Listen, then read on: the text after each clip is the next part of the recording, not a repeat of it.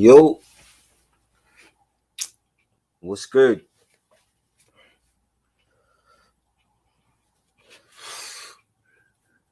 I dropped the link in the chat, yo. If you want to join.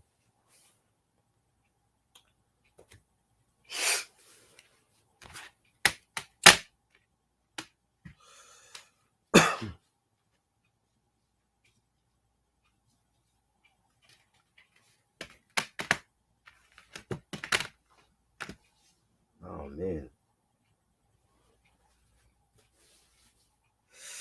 your birthday in 14 days. Okay,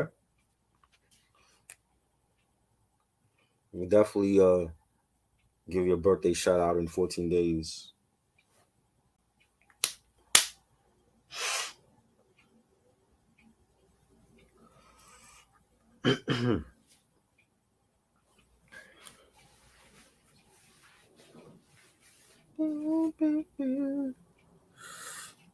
Oh man, all right.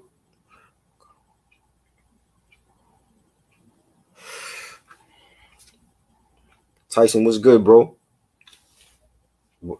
I sent the link to you, so you're welcome to join. Before we do the album ranking, I want to talk about this other thing because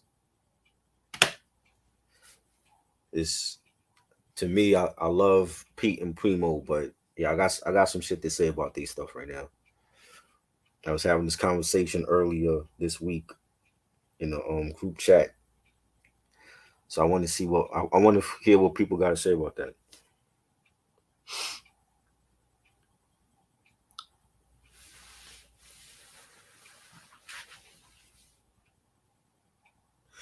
You got books for your birthday? What you got?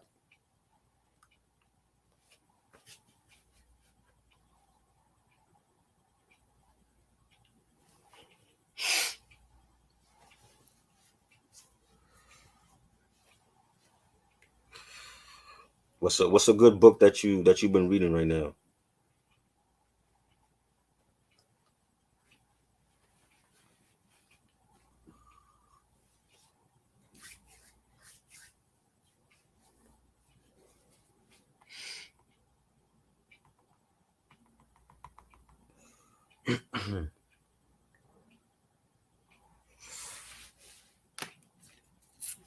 I think I'm gonna go live like every Thursday night. I like this format right now.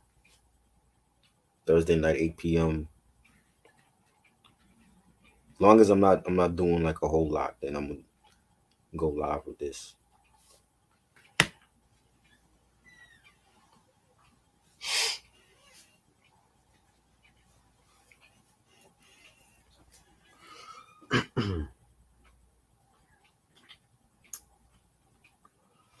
See, Rock Bash coming on soon. We're gonna before I was gonna originally do like every album ranking from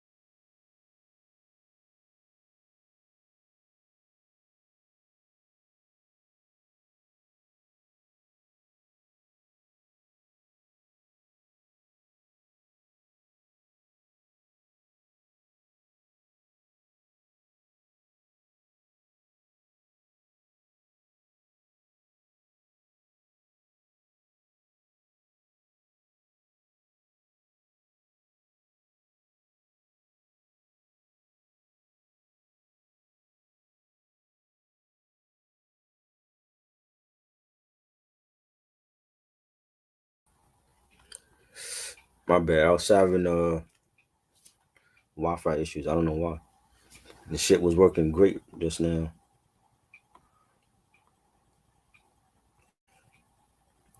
But yeah, what's that book about though?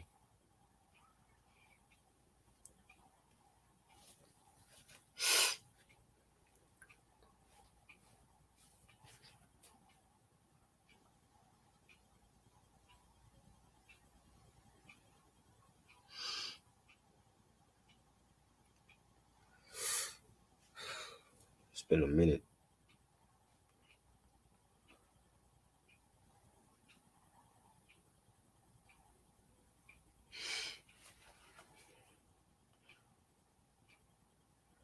Tyson, where you at, bro? You still here? The link is in the chat. I dropped the link in there if you want to join us.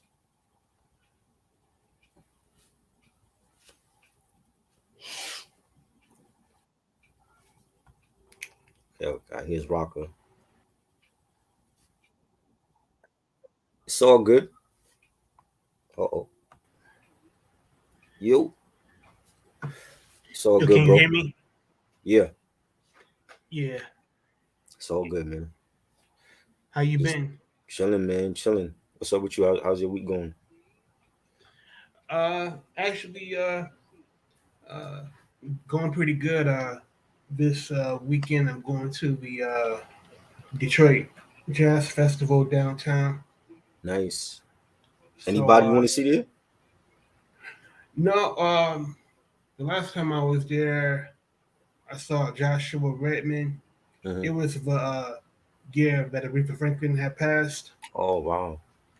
So, I remember seeing. I did see Chris Dave there, Right, uh, the drummer. There was a tribute to Jay Dilla. Uh, Usually, like this year, I don't know who's performing. I just go, and I'm just going because I always have a good time just enjoying live music, and part of the fun that I have is just enjoying you know good weather, right, and it's the atmosphere, and uh, it's celebrating the end of summer. right. So uh, you never know who's going to be there. You never know who's going to uh, show up. So that's part of the charm for me. No doubt. I hope you have a good time. Try to soak in, the experience. You know what I'd realized, like going to the concerts now, like people are so ready to pull out their phone and take video and not really soaking in the whole experience that it just goes by and they totally miss it. I mean, unless you are a uh, videographer, Hmm. recording, recording, the entire thing on your phone just seems counterproductive. Yeah, I can't do that. It's not especially if it's a concert that's like 2 hours long. I'm not gonna be holding my phone for 2 hours long, recording everything.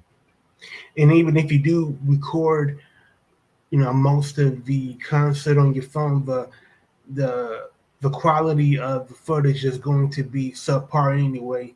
Right. You You, know, you, you know I the might take this, like, here and there. I might take certain performances from artists, but I want to still enjoy the concert. You know what I'm saying? A lot of people don't do that no more. They taking selfies and they recording the whole thing to upload on YouTube later, and I don't know how they do it. and the sound is usually going to be very uh, boomy. You're going to hear more, more bass that's compressed, through the phone than actual music.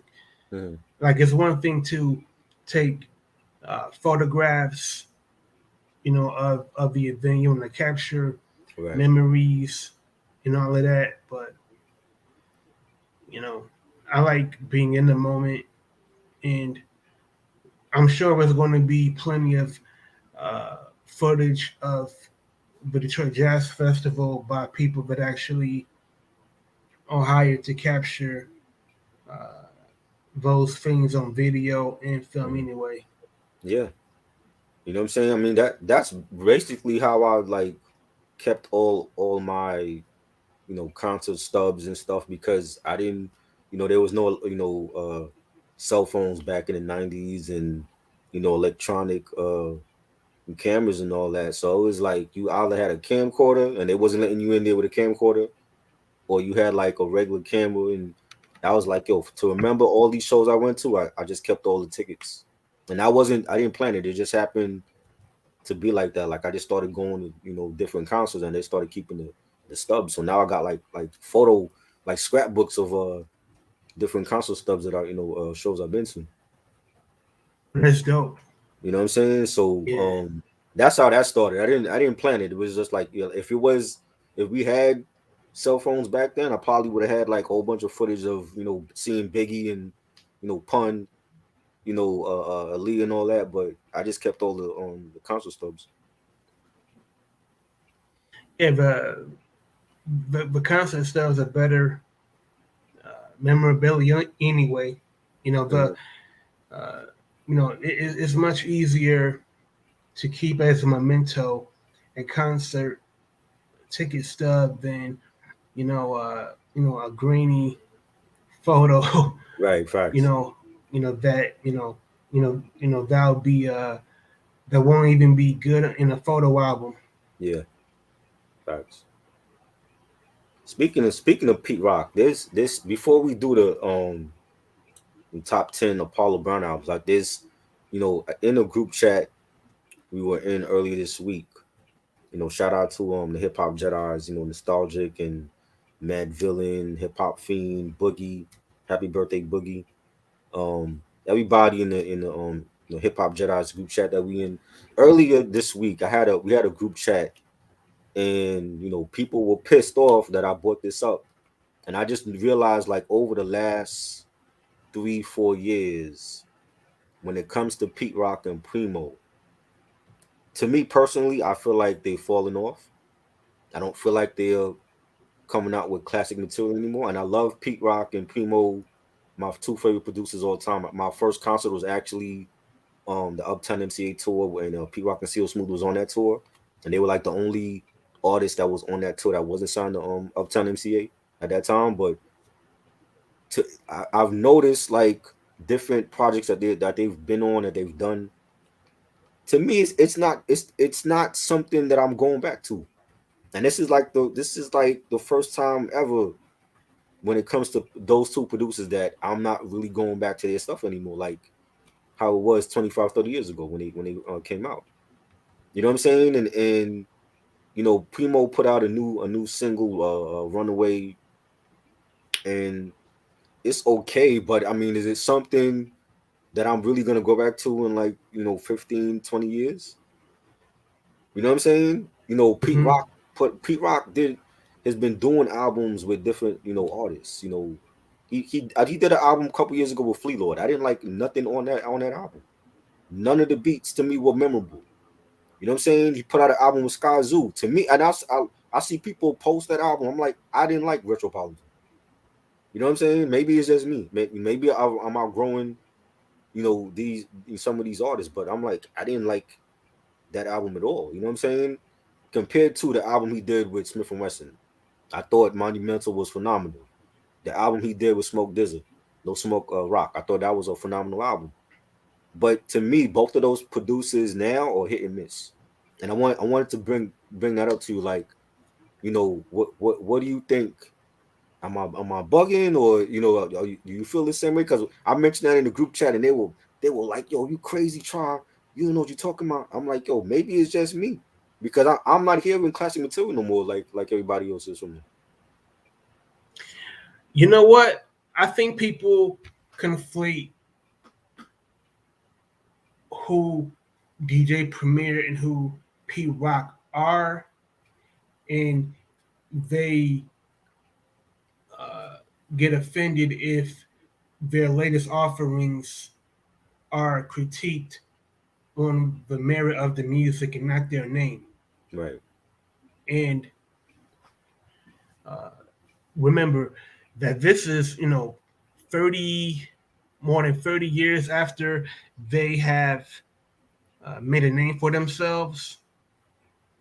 So Mhm. I wouldn't expect Pete Rock or DJ Premier to make albums that have the same critical acclaim as uh, you know CL P Rock with CL Smooth or Gangstar respectively. And Ty- also, Tyson to, said he disagreed. I hear you. Like there's many heads I know that love Retropolitan. When I heard it, it wasn't nothing memorable on that album to me. And I've heard Sky Zoo. Look, Sky Zoo's on my list tonight with Apollo Brown. That's one of my favorite albums that he's done with a producer. I just felt like Retropolitan wasn't nothing that stood out to me with that album. Maybe it's just me. You know what I'm saying? But many people love that album. I I do like Don't Smoke Rock, uh, the collaboration P Rock did with Smoke Dizza Yeah, more than Metropolitan. right, Um, and I want to uh, emphasize that Sky Zoo is a better MC than Smoke Dizza, right, but definitely, it doesn't mean that Sky Zoo makes better music than Smoke Dizza, right. and there's a difference. For example, I got Smoke Dizza's CD somewhere. Like I love the song that he did that P Rock did with Kiss, uh, Styles P, and I remember the singer's name was BJ. Hmm. It has like a swing to it, Yeah, like uh, there's like a groove that is very uh,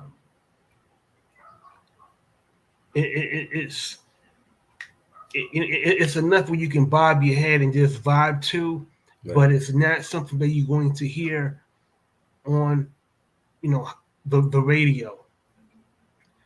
So right. uh, I think Metropolitan is Pete Rock's last great collaboration. Um, I did like Monumental, Hmm. the album that Pete Rock did with Smith and Wesson on Duck Down. Right. Um, but I'm also partial to Smith and Wesson because they are a great duo. Yeah. Like Yeah. like the things that they rhyme about, you know, you know, tech and still. I mean, if going as far back as The Shining, they were rapping about spirituality and Hmm. um, uh, you know, African culture and having a sense of self and uh, being community minded. Like there was something more to them than just the streets. Uh, so to answer your question, I don't think you're. Uh, I don't think what you're saying is off base. Um, you know, uh, it would be different if you. It would be different if you say, um, main ingredient was whack. I think Oh no. main ingredient is an album is that receives more acclaim than it should receive. You know, uh, you got a good ear, and Yeah. if you feel that it's not something that you enjoy, I can totally respect it, even if I did disagree. Like I again, like they're my one and two, like all time. Like Pete, Primo. I remember cutting class to get the main ingredient when that dropped in '94. You know what I'm saying? I've seen Pete live. I've seen Primo live, but I don't know. It's like the way people feel about Nas now, and I've said this before. Like there's some people that feel like, oh, well, just be glad that they're still relevant, they're still putting out music. But we hold these people on Mount Rushmore. You know what I'm saying? So if you're Yeah. holding a Nas or Primo and Pete Rock on Mount Rushmore, are they maybe sliding off that hill just a little bit? Or they is the hill starting to crumble? You know what I'm saying? Because like with Nas, like I said, like Nas to me is putting out the best music of his career this late in the game at 50 years old. There's nobody else from the 90s is putting out quality grown hip hop than Nas at 50 years old. Not LL, it's not um who else? Not It's Keith not Murray. huh? I mean, you're totally right, man. Like if you look at Nas's contemporaries, you know, as much as I love Keith Murray, hasn't he hasn't spit a verse that I even like. He And, hasn't put out anything for anybody to like. He hasn't put out shit. What does he put out? I You know what mean, I'm saying? the last thing that I heard from Keith Murray was his verse from the 2015 BET Hip Hop Awards cipher. But my point is that Right. if you look at Nas's contemporaries, Keith Murray, OC, J. Rue the Damager, like their best work to me is far behind them. Whereas with Yeah. Nas, he's hitting his third prime. Like he's in the twilight of his career, but he has more to say. He's still fascinating. Like uh, what he raps about is very informed by where he is now. Right. He's an investor. He is. Um, he's an author now. He's writing books. Hmm. He's traveled a lot more. Like he's not the same cat that was hanging in the projects in Queensbridge. Right. And not to pick on Keith Murray, but I just saw not too long ago saw Keith Murray bugging out in this hometown, I saw looking that. like a new Flavor Flav. I saw that. I don't know what that was, and but I, obviously the person that took that video, they know who he was. Why would you even want to embarrass him like that on social media? Yeah, You know what I'm saying? Because if I'm Keith Murray in person, I'm looking to take a picture with them or get an autograph. I'm not looking to embarrass him. if I did see when Keith Murray had some choice words to say for Lord Jamar, and I know it's hard, but I just wish Lord Jamar would have recognized that just spare him, like whatever Right. he's going through, just recognize that he needs to he needs to not be the subject of scorn, the subject of ridicule, like this brother needs. A what do you call it? Like a circle around him that cares more about his well being Right. more than anything that they could get from him. I'm a Black Thought. Black Thought to me, this late in his career has one good solo album. I love the album he did with Danger Mouse, Cheat Codes. That's his best solo album right now. Cause like the other projects he did with Ninth Wonder, with Salam Remy, I wasn't a fan of those. He finally put out a good solo album that the fans been wanting. you know but even with him, like his features are still great. Like he's always had great features. He's one of the best lyrically. I don't feel like he don't have like the material as a solo artist like Nas do. You know what I'm saying? So it's kind of different because like I remember like in the 2000s when Nas was dropping Hip Hop Is Dead and Untitled, and that shit. I was like, I wasn't a fan of those albums. I didn't rush out to buy them. You know what I'm saying? And the fact that at this age, this late in the game of his career, that we're getting quality hip hop from Nas, I think is great. I think if anything, the heads that grew up on him from Illmatic, they want to see him work with another producer besides Hit Boy. You already did like what 4 or 5 albums with Hit Boy. It's time for you to do. something like we know he's capable of working with any producer. You know what I'm saying? It's time for him to. I think people want him to move on from Hit Boy and work with somebody else. But I think he's dropping the best music now this late in his career. I mean, Nas is at a point in his life where he can pretty much write his own ticket. Like if he wanted to, record, a dual album with AZ, he can do it with any producer of his choice. If he wanted to do an album with, you know, Cormega, Right, he could do it for old time's sake.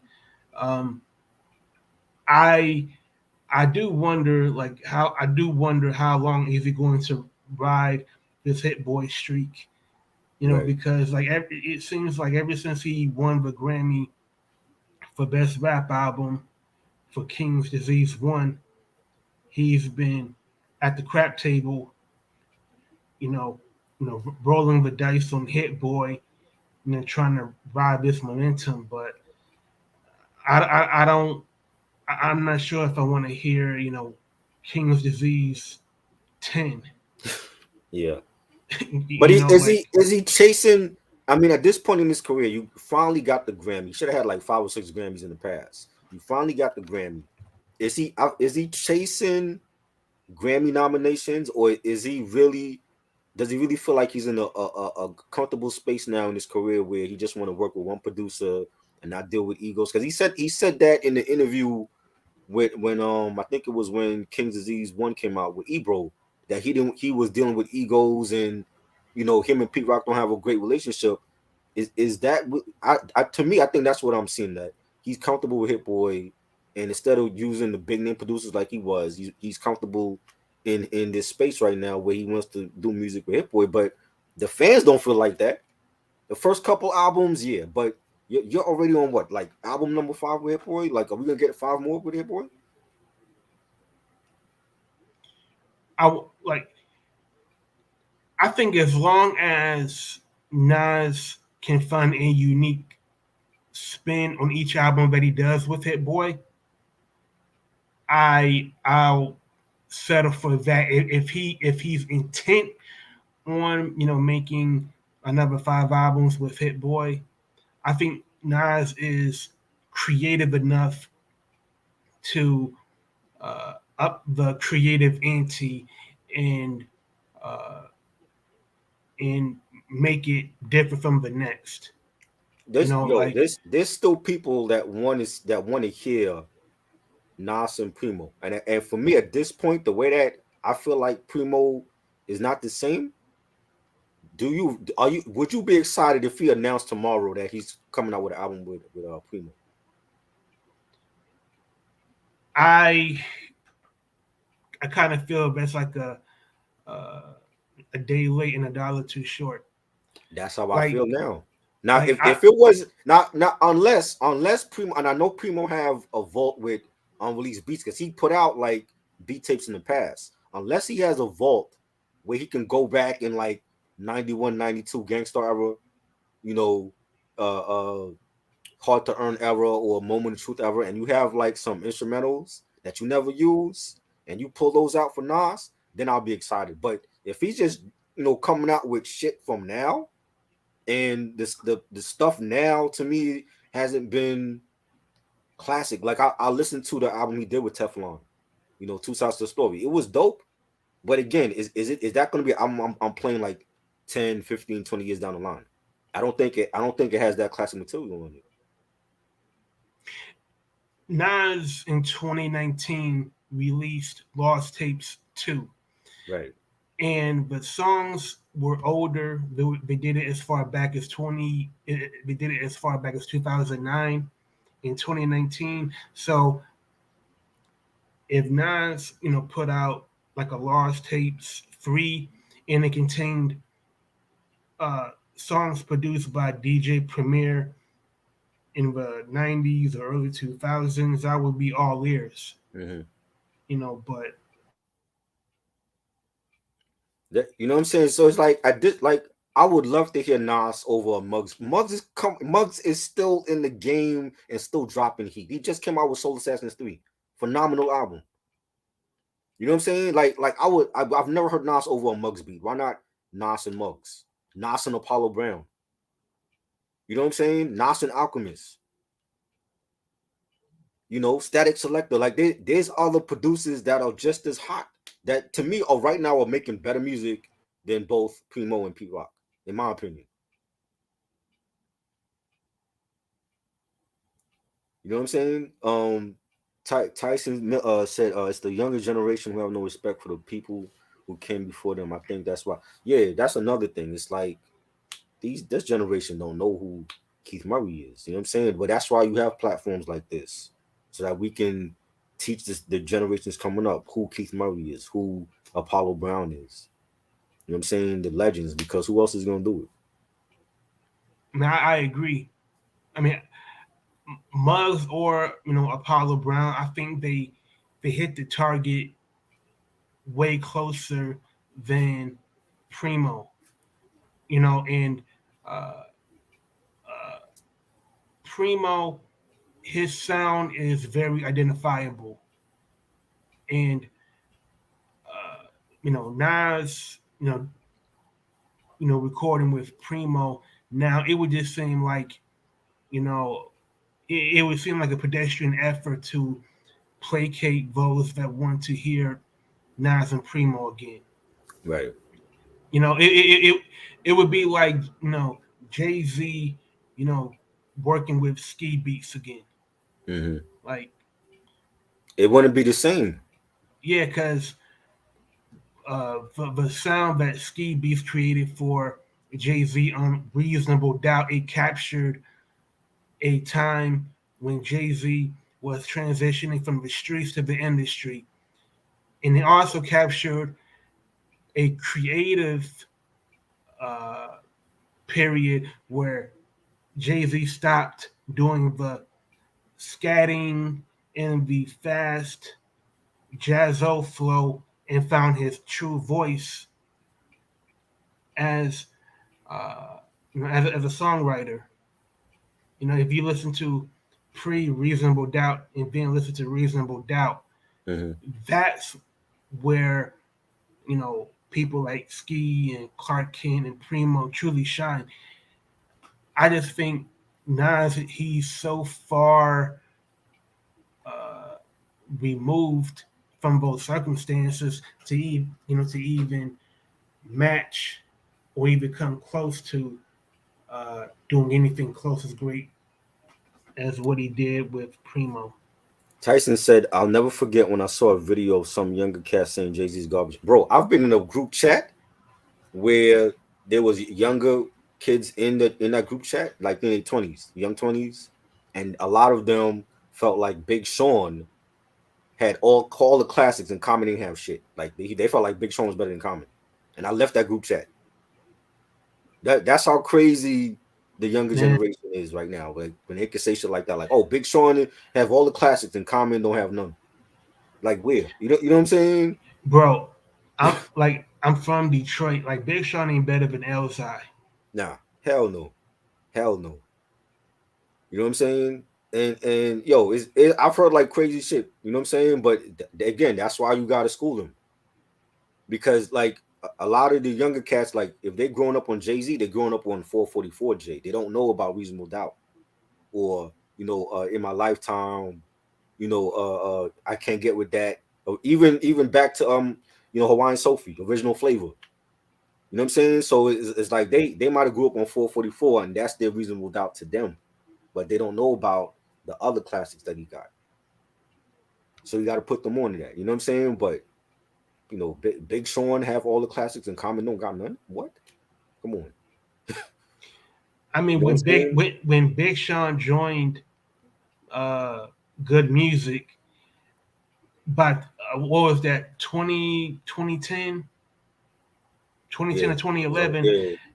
Common, he had already uh, recorded um, his first classic album to me, Resurrection in '94. Um, it's a personal classic, like Hmm. Water for Chocolate in 2000. Oh yeah, definitely. Then B in 2005. Yeah. So even if you know, those are three classics to me. I'm not sure how people feel about um, One Day It'll All Make Sense, I love but that. That to me is one of his most underrated. the joint with cannabis Mm-hmm. to Making a me, name for ourselves. absolutely, Fire. and uh, I like that. You know, uh, I was very hard on Big Sean. Mm-hmm. Big Sean, he has a lane that he's carved for himself, where he is the fly dude that is very fashionable. He's a ladies' man. Right. He dominates the clubs, but as an MC, Big Sean can't even uh, you know tap Common's ink pen. I mean, You know he what I has mean? Like talent. He has talent. I can listen to an album of Big Sean compared to Little Uzi Vert. I'm just saying the fact that like people in the young 20s can say, "Oh, Big Sean has classics," and Common don't have no classics. Have you not listened to Resurrection or One Day It All Makes Sense? You know what I'm saying? So that's the like Tyson said, like you got Kodak Black saying he's better than both Tupac and Biggie, and you wasn't even born when Tupac and Biggie was out. You know what yeah, I'm saying? I mean, I'll even take it a step further. Like people that wear T-shirts of images of Tupac and Biggie emblazoned on them Right. probably haven't even heard their music. No. You They know, only they only wear it. They wear it because it's trendy. Like MF Doom, like when he died, a lot of people was playing his music and rocking his. I seen people rocking his t-shirts before he died, and they don't know one song from MF Doom. They can't tell you one album that he did. yeah, You know what I'm saying? But it, because it, Nike makes a pair of dunks for MF Doom, oh, let me wear it because it's trendy. yeah, that's hype beast culture. You Yeah. know, the rush to buy something and wear something because the public sentiment is this is hot, this is fashionable for the moment, and and people want to for whatever reason they get more fulfillment out of receiving likes from pictures that they post of them wearing the t-shirt rather than listen to the music. Right. Like before social media, remember when Jay-Z wore a shirt of Che Guevara Right. emblazoned on it? And that blew up. Yeah. And the irony is that Che Guevara was anti-imperialist. Right. He hated capitalism. He hated uh, uh, how the ruling class amassed wealth at the expense of the lower class, hmm and Jay Z is a proud capitalist. He you know very every all of his music, well, not all of his music, but early in his career, it was based on mass consumerism, buying as Right. much as you can, buying champagne, buying hmm expensive cars, buying jewelry, Oh yeah. you know. He was always doing that. He was like name dropping Iceberg when the Iceberg sweaters was popular, and Coogee and Douce liquor, all that. He was always name dropping the shit. Yeah, but at least those are things that are synonymous with opulence. Right. With Che Guevara, you know, that was something that he died trying to overthrow. So my point is, a lot of listeners and a lot of viewers, they don't really think critically. They don't understand why is he wearing that. They Right. don't, that's part of the danger of idolatry when you Bro, blindly bro, like follow. like like Tyson just said, like, yo, I have a homie, man. Shout out to Reg. He told me a story where he was talking to this chick and she was wearing a Wu-Tang shirt and she couldn't name not none of the members. Like she didn't know none. She knew Method Man and that was it. She didn't know who Inspector Deck was or you God, Master Killer. She couldn't name none of the members. Wait, not even the more popular members Nah, like she knew Method Man. Ghostface. Cause Method Man was always the like the sex symbol of the group. He was the popular one, doing the R&B collabs and stuff. She knew Method Man, but she couldn't name the other members. Yeah, You know what I'm saying? And it's like I'm not gonna wear a Bon Jovi T-shirt if I don't know no Bon Jovi albums or songs. That's just me. If I'm wearing a artist T-shirt or a movie or something, best believe I have that movie. I've seen it, or I have that album and I've heard it many times. But you have people out there that because shit is trendy now, they're gonna wear a Rolling Stones T-shirt and can't name one Rolling Stones song. you know what? All of those. You know what? Wu Tang, Rolling Stone, Pink Floyd have in common, Mm-hmm. regardless of the genre. The logo is bigger than the individual members. Yeah, So when somebody wears a Wu Tang T-shirt, they're what they're buying, I believe, is the W as a brand, right. as a symbol of the uh, two fingers stretched out. Like Mm-hmm. RZA does on stage.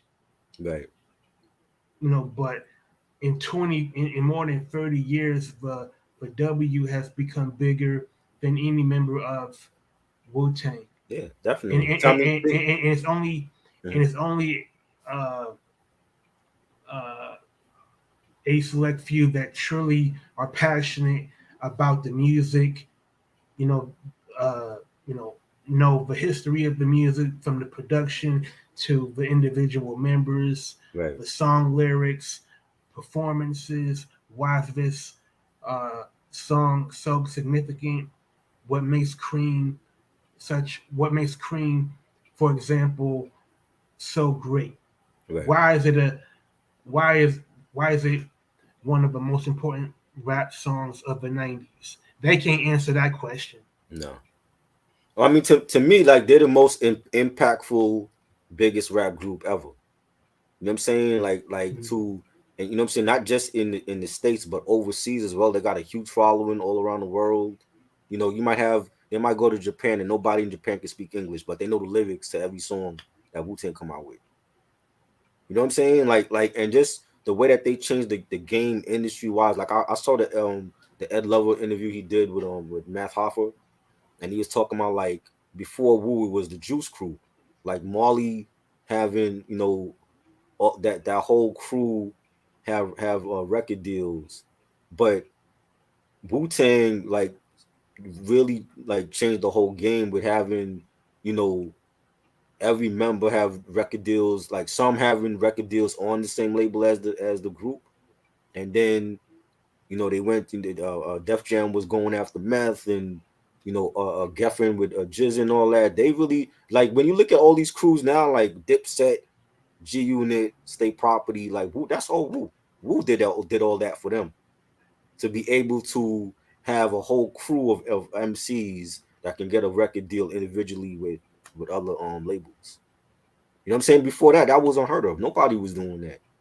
You know what I'm saying? And RZA like producing all of those great classic albums for them, and then having his own stable of producers, Bronze Nazareth and Fourth Disciple, True Master. You know what I'm saying? Like they changed the game forever. So when people sit there and say, "Oh, well, I don't think Wu is the greatest," nah, Wu is definitely the greatest group ever. I It's mean, not even close to me. I, I mean, I wouldn't turn my nose up at somebody that says that Wu Tang isn't the the greatest rap group, depending on who they name. If somebody says Public Enemy, I can understand that because Public Enemy, because of their socio-political stances. Here Mhm. was a rap group with the lead MC, a hype man.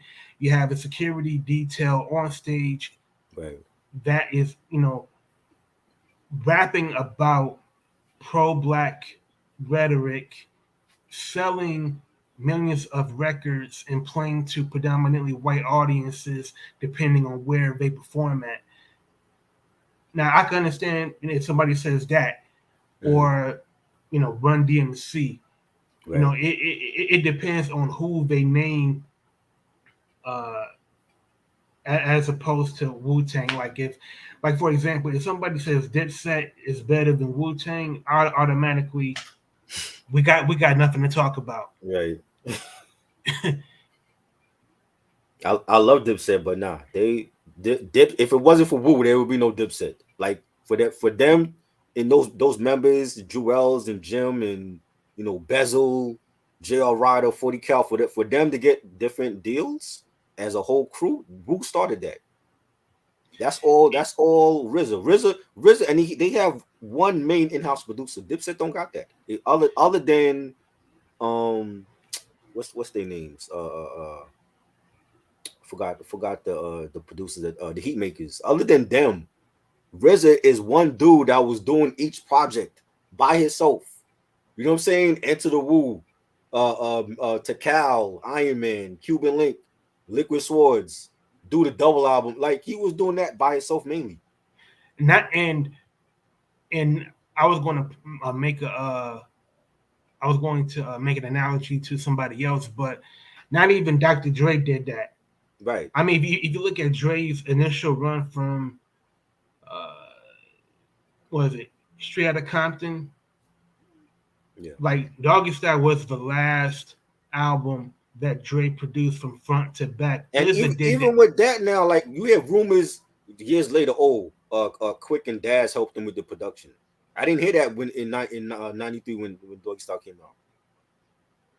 Yeah, I mean, RZA is such a like RZA. He retains so much creative control that I don't believe there was any other producer in the studio that would have even uh, been there long enough to even, you know, touch the console. Right. Like I do believe that Daz contributed more to the Chronic and Doggy Style than what was credited. Right. Because Daz, his pedigree proved it. He proved it by producing the Dog Food album. He proved it by producing his own solo album in '98 and it went gold. RZA, to do what he did from '93 to what? Supreme Clientele? Yeah. That was like what, 01, 2000? Yeah. Yeah. And even though Mathematics and other producers contributed to Supreme Clientele, the heavy lifting was already done by RZA. Yeah. It to me, it like what RZA did with Supreme Clientele was that he just brought in other subcontractors. Like RZA, he laid the foundation. He did some of the uh, electricity, Hmm. and then brought in other contractors to do the plumbing. You know, some had to do the lighting, but all of the hard work had been laid already. The thing with see RZA to me fell off too, production wise. I didn't want to include him in this conversation too, but like I noticed it. I want to say like after the W album. You know what I'm saying? Because he Mm-hmm. was already like scoring movies. He became buddies with Quentin Tarantino. He was doing acting as well. You know what I'm saying? But he never kept that Wu sound that we love from the earlier projects. You listen to Iron Flag, there's other producers on there. Trackmasters is on there. I never thought I would hear Trackmasters on a Wu album. You know what I'm saying? He had other producers coming in. You had the other members like Inspector Deck is a producer. He was producing stuff. I think Meth was producing it, on and off. You know what I'm saying? So we never got that Wu sound again because he had other people. Easy Mo B is on the Eight Diagrams album. You know what I'm saying? So they brought in like other producers after a while, but it's like even for RZA, it's like is there hope for RZA? Because I mean he dropped a album last year with a DJ Scratch, which was dope, but that was DJ Scratch producing it. That wasn't RZA. You know what I'm saying? Is there hope for Yeah, RZA too? Like can RZA come back with that classic Wu sound? the not with the classic Wu sound. because that never happens. Right. Because like uh, when RZA made uh, Enter 36 Chambers to Cal, uh, ODB's album, Liquid Swords, Iron Man, only book the Cuban links. But technology that was available at that time, he wanted it to be lo-fi. He wanted it to be uh, low fidelity and compressed and uh, have you know have a basement quality to it Right. that was closer to the sonic quality that he grew up around. But technology has evolved so much with digital software, Pro Tools. Um, uh, I think RZA can reinvent himself. I think he can. I think RZA has a better chance of reinventing himself, with his production more than Pete Rock could, Mm. because I don't Pete, know because like I said, like I haven't I can't even like I said the RZA album with Scratch was dope, but it was DJ Scratch. It wasn't RZA producing that. So it was like when you hear the beats on that album, it reminded me of like when Scratch was doing stuff for Busta's early albums for ELE and when disaster strikes. He has a sound. He has a certain sound when you hear it. It's like, oh, that's DJ Scratch. That's what it sounded like. It sounded like beats that Busta would have rhymed to that he gave to RZA. But it sounded dope. But I can't tell you the last time I heard a RZA produced project and I was like, yo, like this shit is fire. yeah, I would be hard pressed to name a RZA produced album in recent years that I truly listened to and enjoyed, not with the same fervor as uh, his heyday. Yeah. Uh, I remember the Banks and Steel album. I heard that and I was like, this shit is trash. And he was promoting that like on TV shows. I'm like, this is like him being experimental RZA. I'm like, I didn't like nothing on that album. I did. What was you remember when Mathematics produced that Wu Tang album a couple years ago? I have that one. I have that. Yeah, that one. But that one was good because Mathematics still had the classic Wu sound that RZA lost. And I said, I'm like, yo, this is really a Wu Tang album with Mathematics name across the front the album cover. You know what I'm saying? I'm like, if anything, if they talking about doing a new Wu album, if anything, why not have the other Wu Element producers produce the whole thing? Have True Master, Fourth Disciple, Bronze Nazareth is highly underrated. I listened to a lot of the stuff he did with Don Pacino. He gave him some great production. They all have that Wu sound that RZA don't have anymore. Why not have them produce the Wu Tang album? Yeah, I did like. I do have a soft spot for Better Tomorrow. You like that album, really? Hey man, more I didn't than like nothing on there. I think that's their worst album ever.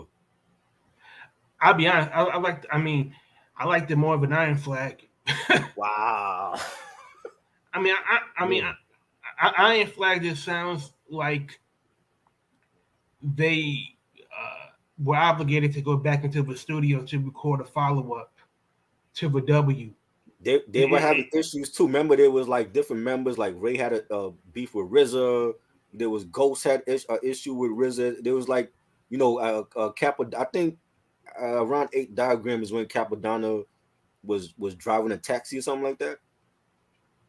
Oh yeah, He was a taxi driver or whatever because he was like RZA wasn't paying them. He was stealing money from the clan. So there's a lot of issues with the members in and out. I know Method has always been there for every album.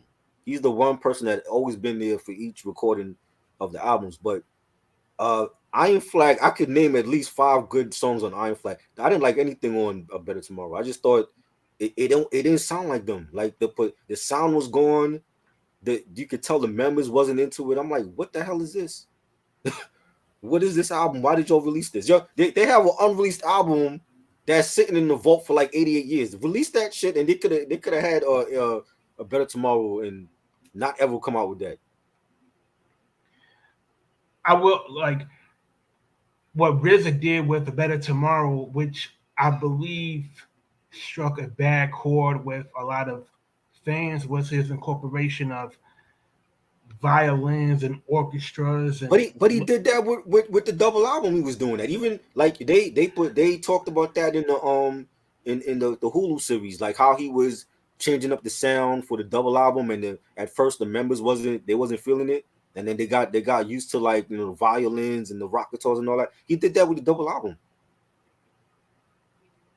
I will say there's a song on "A Better Tomorrow." It's the intro Hmm. that I don't like at all. It's called Ruckus in B minor.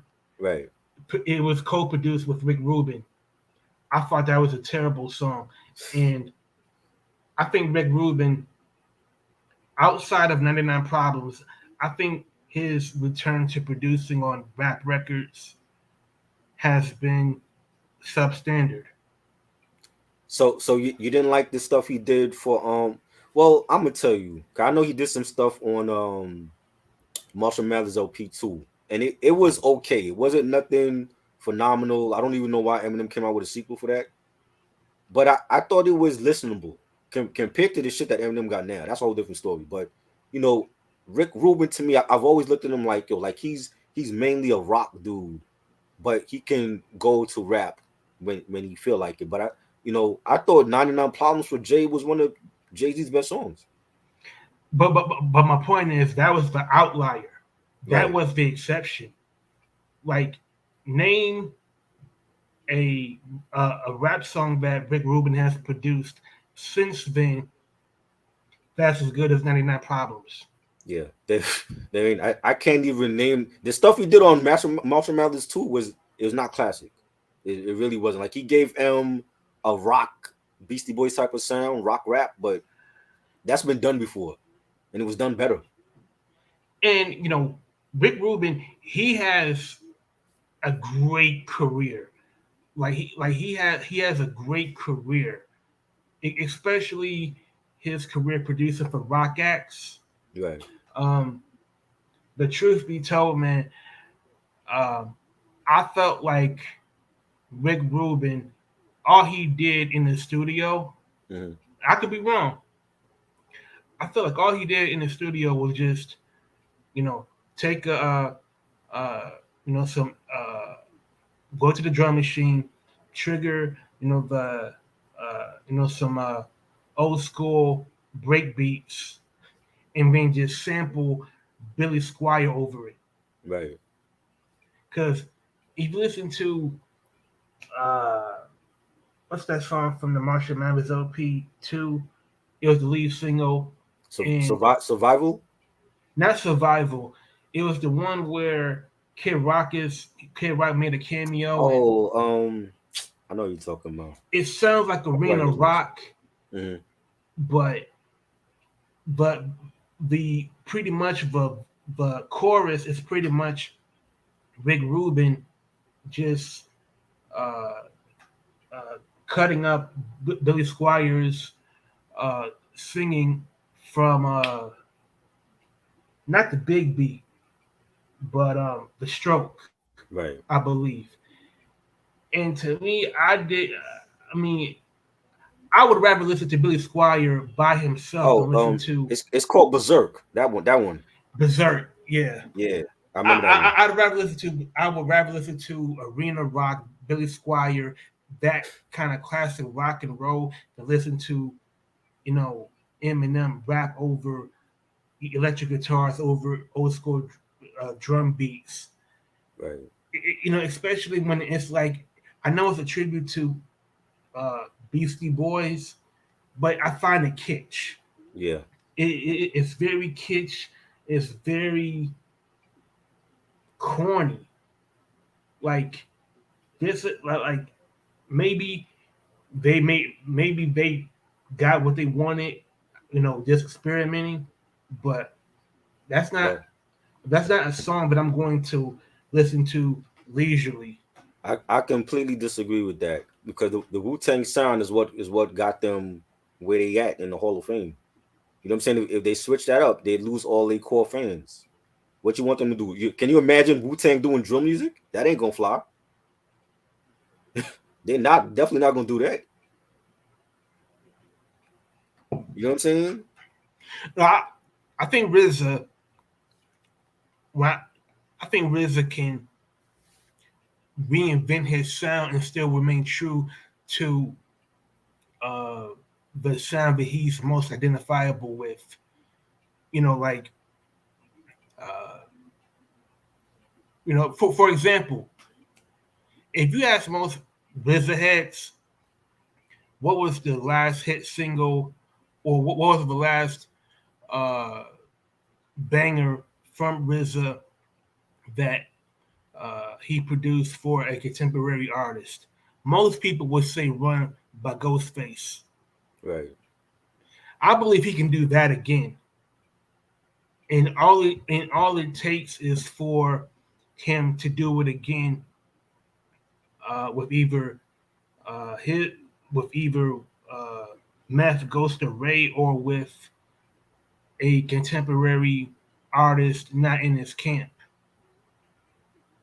Because this industry is very fickle, and it's monkey see, monkey do, right. and if it can be done once, it can be done again. I think RZA, like I said, like I think he just went Hollywood. He just was. He'd been in movies, did TV shows. He was scoring films with Quentin Tarantino. I just thought he went Hollywood and he didn't have that chamber to lock into again, and that's what happened. You know what I'm saying? And if you're gone for like that long, it's gonna be hard for you to go back to that chamber and like he's not in the same place no more. So it's like he's not in Staten Island no more. He's not in that dusty damp basement. That's when he was at his best when he before the flood. He ain't having floods no more. You know what I'm Yeah, saying? So it's I think it would be hard for him to go back to that chamber and be like, yo, like he got to get the dusty old RZA beats that people love. I don't think he having no more. Whereas I think there's still hope for Pete Rock. I think there's still hope for Primo. I just for me, the stuff that they're dropping right now is it's nothing that it's not it don't have no replay value for me. It's not something I'm going back to. I think RZA for the last 15 years has given too much priority to mentoring silver rings more than actually, Right, making great beats like that once upon a time in Shaolin. Like if you look at that did you see Mike Semin? yes, Yo, that was good. the manager for you guy, he had me rolling because I totally believe him. He said Silver Rings. He was recording this album in secrecy, and he went to one member at a time. Yo, give me a verse, Right, for that song, and he put together that album by piecemeal. right, And for RZA to pretty much co-sign that modus operandi and not see anything wrong with it, it explains why so many members of Wu Tang don't want to deal with RZA. right. Why so many people object to his way of doing business, because it totally undercut them at the creative process. Yeah, I mean, like Ghostface said, like if I knew B was recording a Wu Tang album this whole time, I would have upped my price, or I would have wanted more input in the creative direction.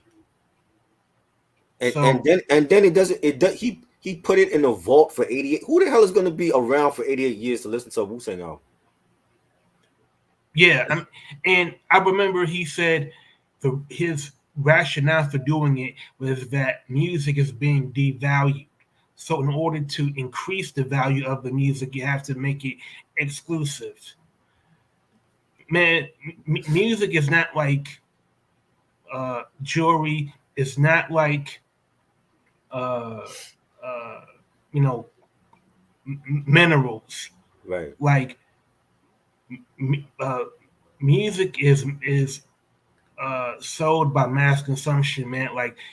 Like in order for the music to spread, it has to be heard, and it can't be heard by only one person, and then that Exactly. one person gets to brag and show their ass to the rest of the world because they own it and everybody else doesn't. So he feels like he feels like music in general is being devalued. Bro, we're still celebrating Illmatic after like almost close to 30 years. Like people still feel like that's Nas' only classic album when he No, has no, others. RZA was talking about the way that music is sold, Oh, with streaming and but all that. Okay. transactional process Right. of creating the music and then selling the music to the marketplace. Hmm. In the absence of record stores and in the age of streaming, but it's not going to be more valuable, by selling it to one person. I Right. mean, maybe the legend will grow and people will be curious about what it sounds like. But it just like the bad taste in everybody's mouth. And then it was sold to Martin Scarelli, Right. the pharmaceutical giant that charges $700 a pill for Right. cancer medicine.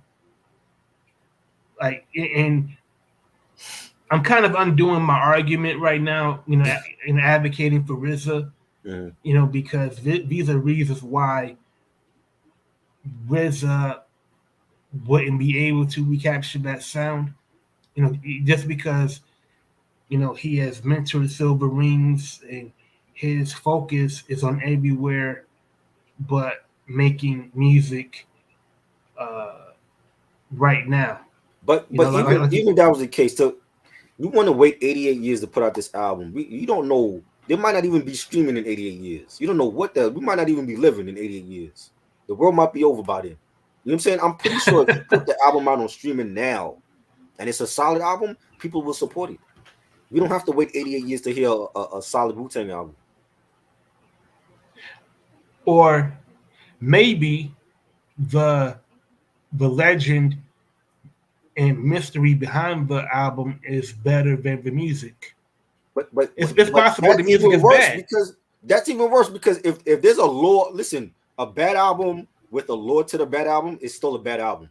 It's not going to change. Like I was saying this before, when they put out these repressions and reissues of classic albums with the colored vinyl, if the album sucked back in '88, it's still gonna suck now. It ain't gonna matter if it got it's pink swirl on the vinyl. Who cares? It's still a shitty album. You know what I'm saying? So Yeah, that's that's true. even worse if it comes out, however, whenever 88 years or whatever, it could come out tomorrow. If it's still a shitty Wu album, it's still gonna be a shitty Wu album. It's not gonna matter. Do you I, really want to see a documentary on how this album was created? And is it still a shitty Wu album? you know what? Just for shits and giggles, I would. I I'm going to be honest, man, because the amount of effort that they took for them to record this album in secrecy and the lengths that they took to market this album as something that is rare, exclusive, and of high value, and the music in it is terrible. To me, that's the greatest create. That's like the highest of the century. Like I'm going live a dark man. That's like the highest of the century to fool that many people. So you'll have a award-winning documentary and a shitty album, basically. Yeah, I mean, it's happened it would before. be. Snoop Dogg when he was doing that reggae album, Reincarnated. He did the documentaries on Netflix. He did a documentary when he went to Jamaica and recorded that shitty Jamaican album, and it was garbage. I've heard that album. It was crazy. He had a shitload of features. Drake was on there. Akon. He got nominated for a Grammy. I don't know how the hell that happened, but that the documentary was better than the album. But I tell you what though, Snoop isn't going to do a documentary about the dog father, is he? I'd rather listen to the Dog Fall than Reincarnated. You know, You I'll be honest. I haven't listened to Snoop Lion, so I'm gonna take your word for it. that album is not good, and it's not even like he had Diplo. Diplo's not a real Jamaican producer. He had Diplo. Diplo did shit for like Madonna and a lot of those EDM artists. He's not a real Jamaican producer. So he was cosplaying Yeah, reggae culture. yes, like Dreaded this year, everything. You know what I'm saying? Like no, and somehow he got nominated for a Grammy. I guess the none of the Marley relatives were doing anything. No one like no wonder Peter Tosh was so upset because that is pretty much like it, that's the epitome of cultural appropriation. But it's cool because they let Snoop Dogg do it. If it was somebody like Jack Harlow, it'd be a problem. And and this is all because Snoop smokes a lot of weed. Hmm.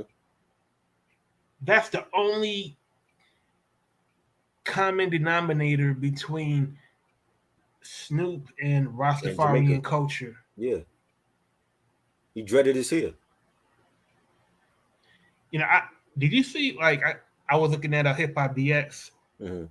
today, and I hate when people do this, but you know, Snoop and Dre, they've been recording a new album I together. don't, bro. That's never coming out. Yo, at this point, Dre is trolling us. You know how many albums he have that supposedly was supposed to come out and he hasn't dropped shit yet? Man, like DOC said that it's a grown up death row sound. And I'm just chuckling to myself because I get it. I get it, man. Like Dre, he's retired.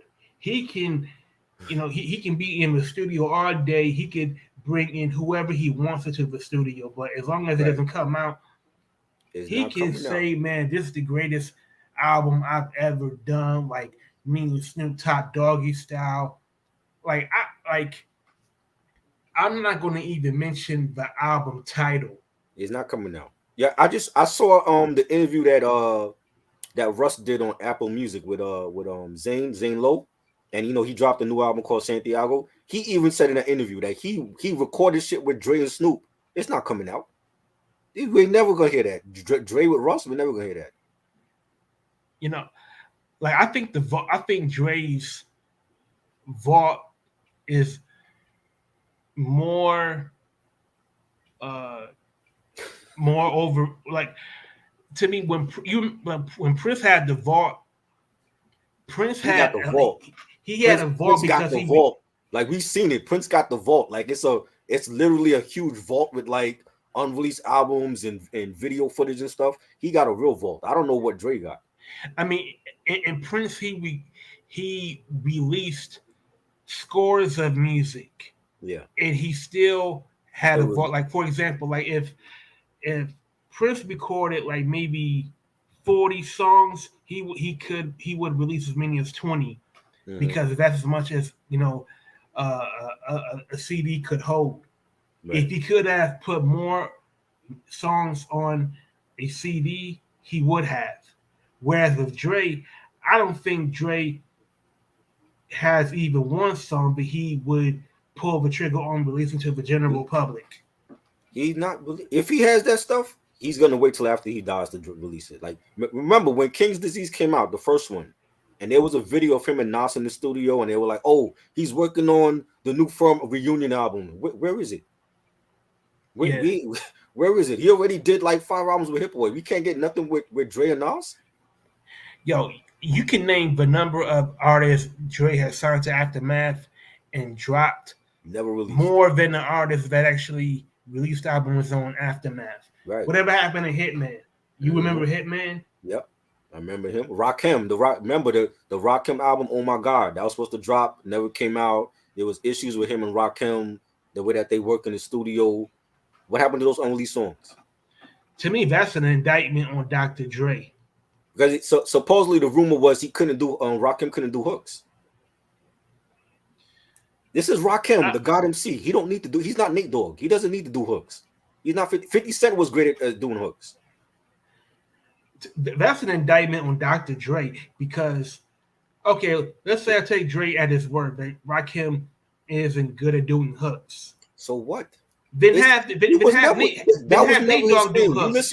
You listen to Microphone Fiend. You listen to Every Beat for President. That was never his thing was hooks. That was a thing that Dre incorporated when he had Nate Dogg and Warren G and them around him. But even if that's the case, then have Nate Dogg do the hooks. Have Eminem or and 50 Cent do the hooks. I mean, like to me, I thought that was a cop out because I think when Dre got in the studio with Rakim, I Mm-hmm. think Rakim saw how slow Dre's creative process was, Yeah, and I think there was a stalemate they creatively, were they were clashing. because like you said, like Microphone Fiend didn't have a hook. Right. I didn't know Joe didn't have a hook. What was the hook on In the Ghetto? I mean, Yeah. Yeah. That's where Eric B come in, the DJ. You scratch the chorus. That's what they did. and this is where this is where I gotta look at Dre sideways because when DJ Premier came at the 11th hour for the Oh My God Mm-hmm. sessions, they recorded songs quickly. They were better songs, and it was closer to Rakim's uh, talent. Like Right. like like whatever Dre was looking for, Rakim is a he's a once in of a lifetime artist, man. And I think Jimmy Iovine and Dre had unrealistic expectations for Mm-hmm. Rakim.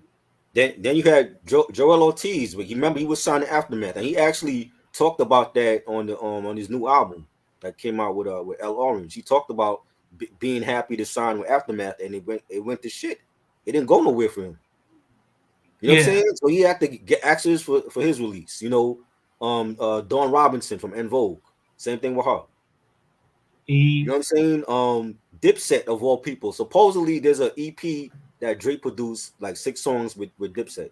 Because when they had got back together, they signed with Interscope. Joel Santana talked about that on the DJ Vlad interview. It still hasn't come out. Where's the Dipset EP with Drake? That's never gonna come out. Remember Bishop Lamont? Bishop Lamont. And the thing is, I used to hear Who Kid on Sirius Radio, and he was playing unreleased tracks from that album. Yeah. Uh, Still no album. you know the only other artist that dropped an album on Aftermath that wasn't Eminem Mm. or 50 Cent was True First. True Thirds. And one album. What happened to her after the one album? And in the lead single that became a hit wasn't produced by Dre. It Right. was It was produced quick. by DJ Quick. Yeah. And they got in trouble for that sample. Yep. Yes, John Dixon, right? LL Cool J. A couple of weeks ago, I saw a clip on that he was talking about how he did a whole album, like 30 songs with Dre, and he didn't like the way it was going, so he scrapped it. But he Yeah. did he did that again because supposedly him and 50 Cent was gonna come out with an album. He didn't like the song, so he scrapped that out. So there's 2 scrapped LL Cool J albums out there. That's crazy. Meanwhile, he's Me, giving this shit like the definition. You know, he ain't have Big a solid Ellie. album since 2000. Explain that, LO. They call me Big Ellie. Yeah, no, that's the one song he still performs from that terrible album. That's the only song he performs from that album. Man, Headsprung. Man, Man. like to me, I think LL Cool J, he's a great MC, obviously. But which which song do you like more? And I'm being sarcastic. Phenomenon or Headsprung? Oh God, from 2 bad albums. I can't choose, yo. It's like, can I get a honorable mention? 4321, the remix that was phenomenal. Yeah. That was better, and that was on that terrible phenomenon album. But I didn't like I don't have those albums. I don't like none of them. I You know, to me, man, I think LL, he rightfully is credited for being the ladies' man. You know, for making songs that connect to women and women gravitate to them because it celebrates who they are. right, But there's a way to do that without without making corny songs, man. Like, I, like I don't like "I Need Love" as a song, right. but I love "Around the Way, Girl." Oh yeah, that was classic. Definitely. You know what I mean? Headstrong. The It, beat was hard. The the lyrics beat, it's was. the chorus was whack. The chorus is cheesy. That whole album that Timbaland produced was he gave him like throwaway shit. Like I would never listen to that album again. That was horrible. That's one of the worst Timbaland produced albums ever. I don't know if you can produce LL Cool J and truly produce them. Like I don't know if you can just. I don't know if you can tell LL. You know what? Can you redo that vocal? Can you rewrite that Sure you can. verse? Sure you can. The Trackmasters did it for many years. Marley Marl did it for many years. Marley Marl gave him his best album, Mama Said Knock You Out.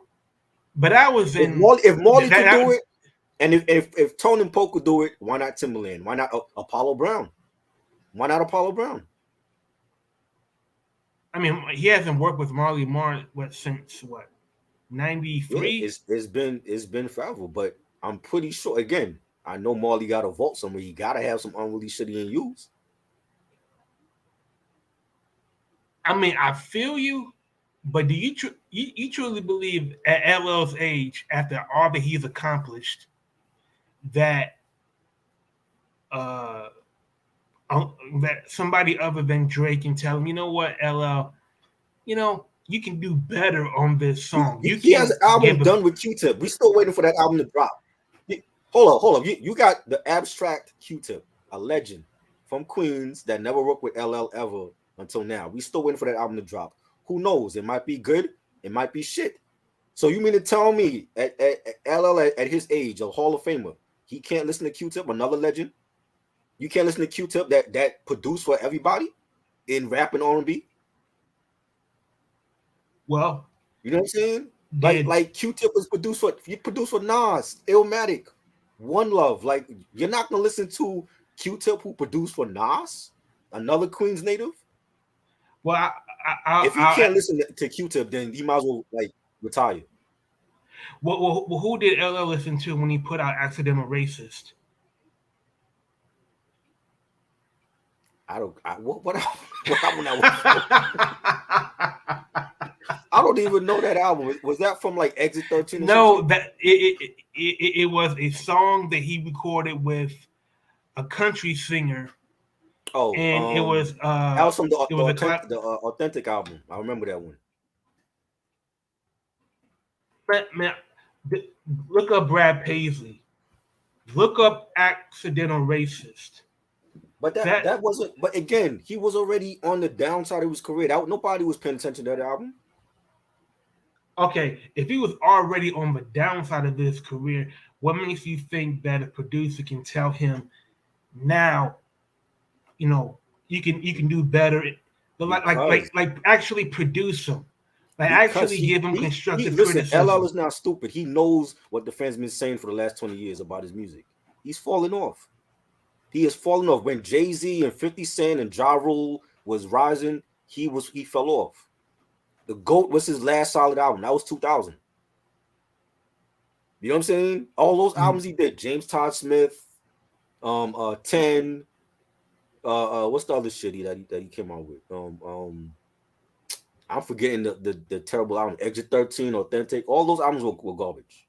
All those albums were garbage. Definition, trash. He knows. He know that's why he chose to do this album with Q-Tip. Because if there's anybody that can bring him back, it's gonna be Q-Tip. You know what I'm saying? It don't mean the album gonna be good. The album can still be shit. But what if the album is actually good? Then this brings LL back to relevancy again, as far as music. I believe it would make a big splash, but I Hmm. don't know if it will be. I don't know if that album will be good, like you said. Like he knows what at stake. He knows that Yeah. at least in the 2010s, the albums that he has put out Hmm. has isn't even worth mentioning. Right. And uh, like what's stopping him from pulling the trigger on the Q-Tip album? I believe he's hesitating right now because even last year Rock the Bells he played like a snippet of a song. Where's the single? There's no video, no track listing. We don't know what's going to be on that album. I believe he's being hesitant right now because he knows if this is another whack album, that's going to go in the line of all the other whack albums we've been dropping for the last 20 years, and people going to tune him out. I think like, do you think it's possible that LL might have too many chefs in the kitchen? Like he's asking such and such, what do you think of this album? What do you think of this album? Instead of going with his gut, is that That could be possible? it too. He might never admit to that, but that could be it too. He might be, letting the industry hear it. Industry people, and who knows what they telling him if they heard it already. Who knows? You know what I'm saying? Because I remember that happened with Buster when Buster was dropping ELE 2. A lot of people was saying, "Oh, this album is hot, Rhapsody, Scratch, Puffy," but it was actually a good album. And he took 11 years to come out with that album.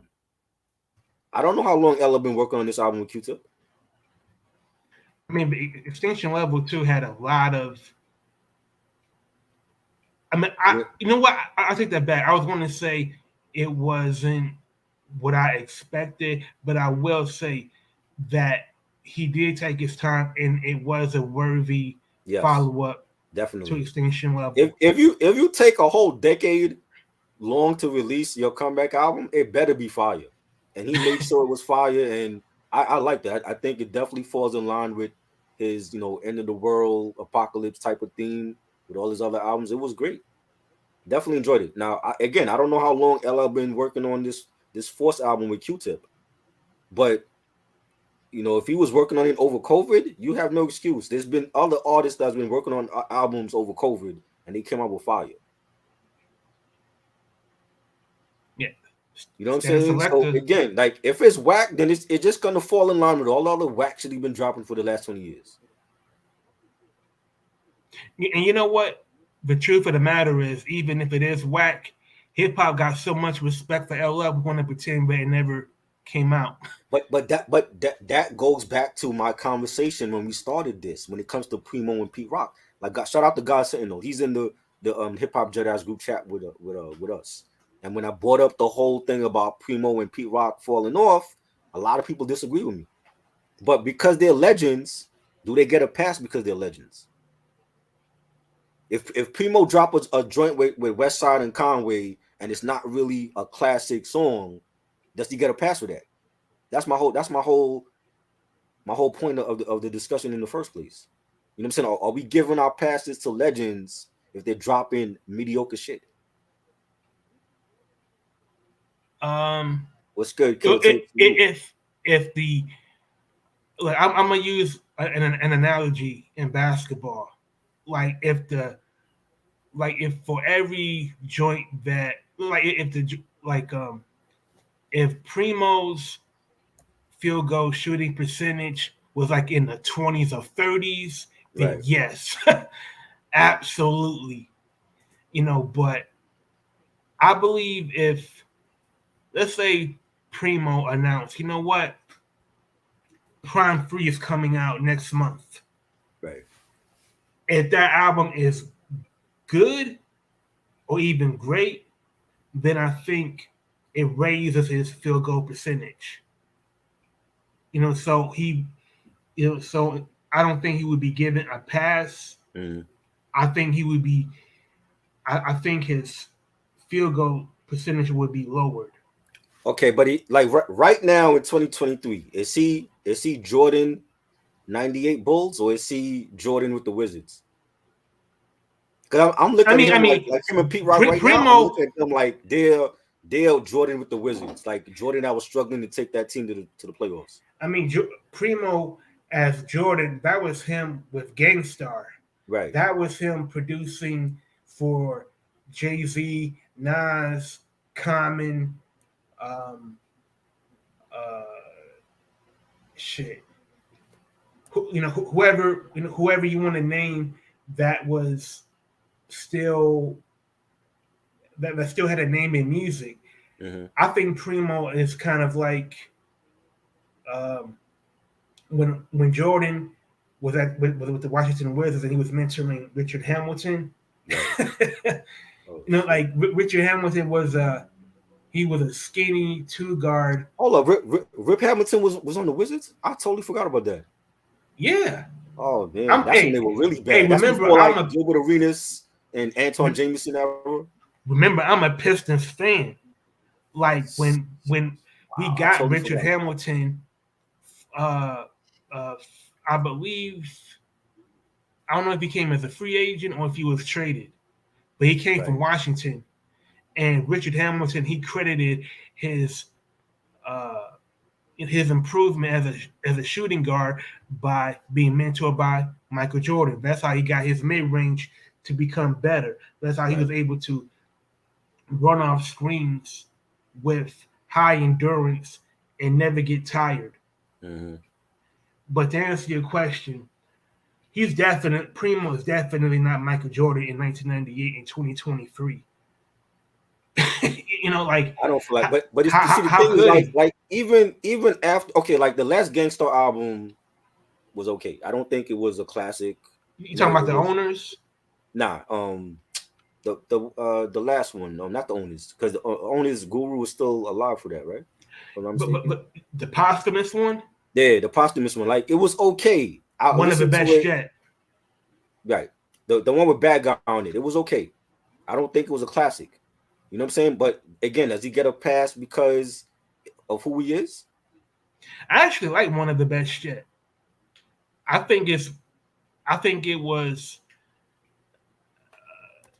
I don't think it was one of the best albums. Well, I think considering that it was a posthumous album where Primo had to produce around existing, he had to strip the vocals of the existing music and then produce around Guru's vocals and then have to piece it together by piecemeal. I to me, if this was like the between 0 and 10, I would say it's like 8.5. Killer said it was pure dope. It was okay to me. It's not the like if I had to rank gangster albums, I'm not ranking it high. I still feel like even to me the owners was better than that. I mean, I totally understand that because that was the owners came out in '03. That had Right Where You Stand. It Right. had skills. Yeah. Um, it had Yeah. Same team won Militia games. Part 3 Yeah. with Freddie Fox. That was a solid album. But I mean like even after like you brought up like he's not Jordan, he was Jordan with Gangstar, but even after the Gangstar era, he was still producing solid albums. The Black Print with him and Black Poet from Screwball, phenomenal album. Highly underrated. Connections with Bumpy Knuckles, one of I my mean, by the favorites. way, for all y'all bitch ass niggas, classic one off single. Which one? For all y'all bitch ass Oh yeah, niggas. yeah, yeah, definitely. Like he was still producing heat. You know what I'm saying? Like you mentioned Prime, the first two Prime projects, the remixes. He did remixes with Sam Smith, with 21 Pilots. You know what I'm saying? Like he was still. I felt like he still had it. I I'm mean, he talking about produced for like Christina now. I'm talking Aguilera. about like now. Like the stuff he's doing now. It's like I don't feel like it's replay value. I mean, I'm not crazy. I mean, I'm not really crazy about Primo's work with West Side Gun. I don't think that's what West Side Gun does well. See, like like yeah, like Killer T said, he like would have to the new like joint he did. The new joint, runaway with West Side and Rome Streets. It's okay, but it's not a song I'm gonna go back to. I You know can what I'm see saying? that. Yeah. Like the thing is, a lot of these artists now they're using the legends like Pete Rock and Primo, Havoc on their albums. But are they just using them just to say like, oh, like I did a whole album with Havoc, or I did a joint with Primo just to say that they did it? Because I'm not hearing classic material on those joints. But I mean, I'll tell you what though. If RJ Payne did a song with Primo, it's going to be better than above average. But why would it be different with RJ Payne than Number with one, West Side RJ Gun Payne or is a better RJ Payne is a better lyricist than West Side Gun. That's why, like part of it has to do with who he's collaborating with. okay? Now I'm gonna tell you, Alchemist is another one too. To me, Alchemist is still in his bag after what 25, 30 years. Hmm. Everything that Alchemist has done for Griselda has been great, classic. Why we can't get that from Primo? You know what I'm saying? If you every project Alchemist has done with different artists, he had one of the best albums this year, The Great Escape with Larry June. One of my favorite albums of the year. I'm already putting it out there. You know what I'm saying? But Yeah, I'm not hearing that from P Rock and Primo. but also remember, Primo has what 15 years on the Alchemist, so it's Yeah. kind of like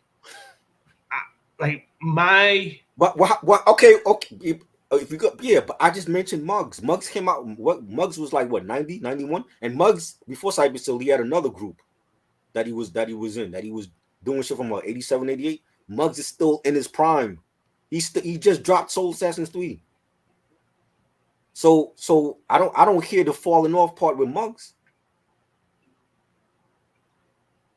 I mean like if like you mentioned Alchemist, I Right. did I did like what was the name of the album? Was it Continuance? Yes, with Currency. Yeah, like he Shout also out shout like out to Killer Tape. Killer Tape actually sent me that on vinyl. Shout out to Killer Tapes for that. I mean Alfredo, with Alfredo was Freddie great. And Gibbs. and when that album came out, that was the same year King's Disease came out and Grammy nominated both of them. And a lot of people felt like he got robbed by Nas because he should have won for best rap album. I can see that, but um, Primo. Let's see, what was the last thing you heard from Primo in The 2023? the the, the Runaway joint with Rome Streets and the West Side Gun. The video just released. Yeah, like I said, it's okay, but I can already tell it's not a single I'm gonna like continuously play. And I feel like that's what him and Pete Rock has been bringing us over the last 2 or 3 years. It's not anything of replay value. Even that EP, that I think John Dixon mentioned that the Hip Hop 50 EP that he bought out, was you replaying that? I'll be honest. I think it came, it went in one ear and out the other. I Exactly. mean, I'm not I heard it really. once and I totally forgot about it after. I mean, I get it. Like it's on. It came out on his record label year round. To me, but I think that's because it was specifically for uh, an occasion. It wasn't an album. It wasn't something that was not I won't say organic, but hip hop 50. You kind of know what you're getting. It's a celebration of hip hop. Right. I mean, it's kind of to me, it was like a one off. Um, you didn't like the joint with Teflon? The Two Sides of the Story was dope. But again, it's like, is that an album you're going back to in 10, 15, 20 years? You know what I'm saying? Like it was dope for Teflon. But I'm like, if you give those same beats to Nas, is it going to be a classic for Nas or just mid? Or that's because Nas is a better MC than Teflon. like, like to me, it's like giving, it's like giving the Rock, to Steph Curry in the fourth. quarter and not to, you know, uh, you know, uh, Maybe that's what it is because I'm listening to albums produced by Pete Rock and Primo with these newer artists, and I'm not getting the same feeling. Like Flea Lord to me is dope. That Pete Rock album he did was not good. I didn't like. I don't think any beat on that album with Flea Lord was memorable. So maybe it's just the caliber of MC that they're doing these albums with. I'm going to say something that might be controversial, but like the Hip Hop 50 EP, I believe if K Slay was alive, would have been way better. If he As far produced as it, if I don't know if K Slay was did K Slay produce? yeah, Okay, if he produced it, I believe the first of all the artists that he put together would have been better. But also, I think that feeling would have the feeling that you get from listening to it would be different. Like when I like I'll be honest, when I heard Hip Hop 50, okay, I heard the joint with Rhapsody and mm, Remy. yeah, that was okay. I Yeah, like that one. but it has nothing on say a song like Rolling 100. Yeah, You know when K Slade put 100 MCs together on one song, and you had you know each MC passing the rock to each other. right. I think that's what was lacking. Um, I get. I can't say that I can't say that Primo has fallen off because when Primo had his Sirius XM radio show on Shade 45, Mm-hmm. like he was playing songs that I enjoy as much as some of the joints that he had produced in his heyday. And I think he still has a great ear for what's happening in hip hop. Right. Among the underground. Um, but maybe this might be a down year for Primo. You know what I mean? Like maybe this is like the year that Primo Oh doesn't make man. the All Star game. Well, hey, if Maybe that's the maybe case, maybe maybe I have yet to see a down year for Alchemist and Muggs because I don't think they've had a down year at all in their career. Even Apollo Brown, I don't think Apollo Brown have one whack again album. Apollo Brown had what like Primo has what more than 25 years on Apollo Brown. You Like keep bringing that up, bro. You know, yo, there was a time when I thought Havoc had fell off, especially after Murder Music and when they brought in Alchemist.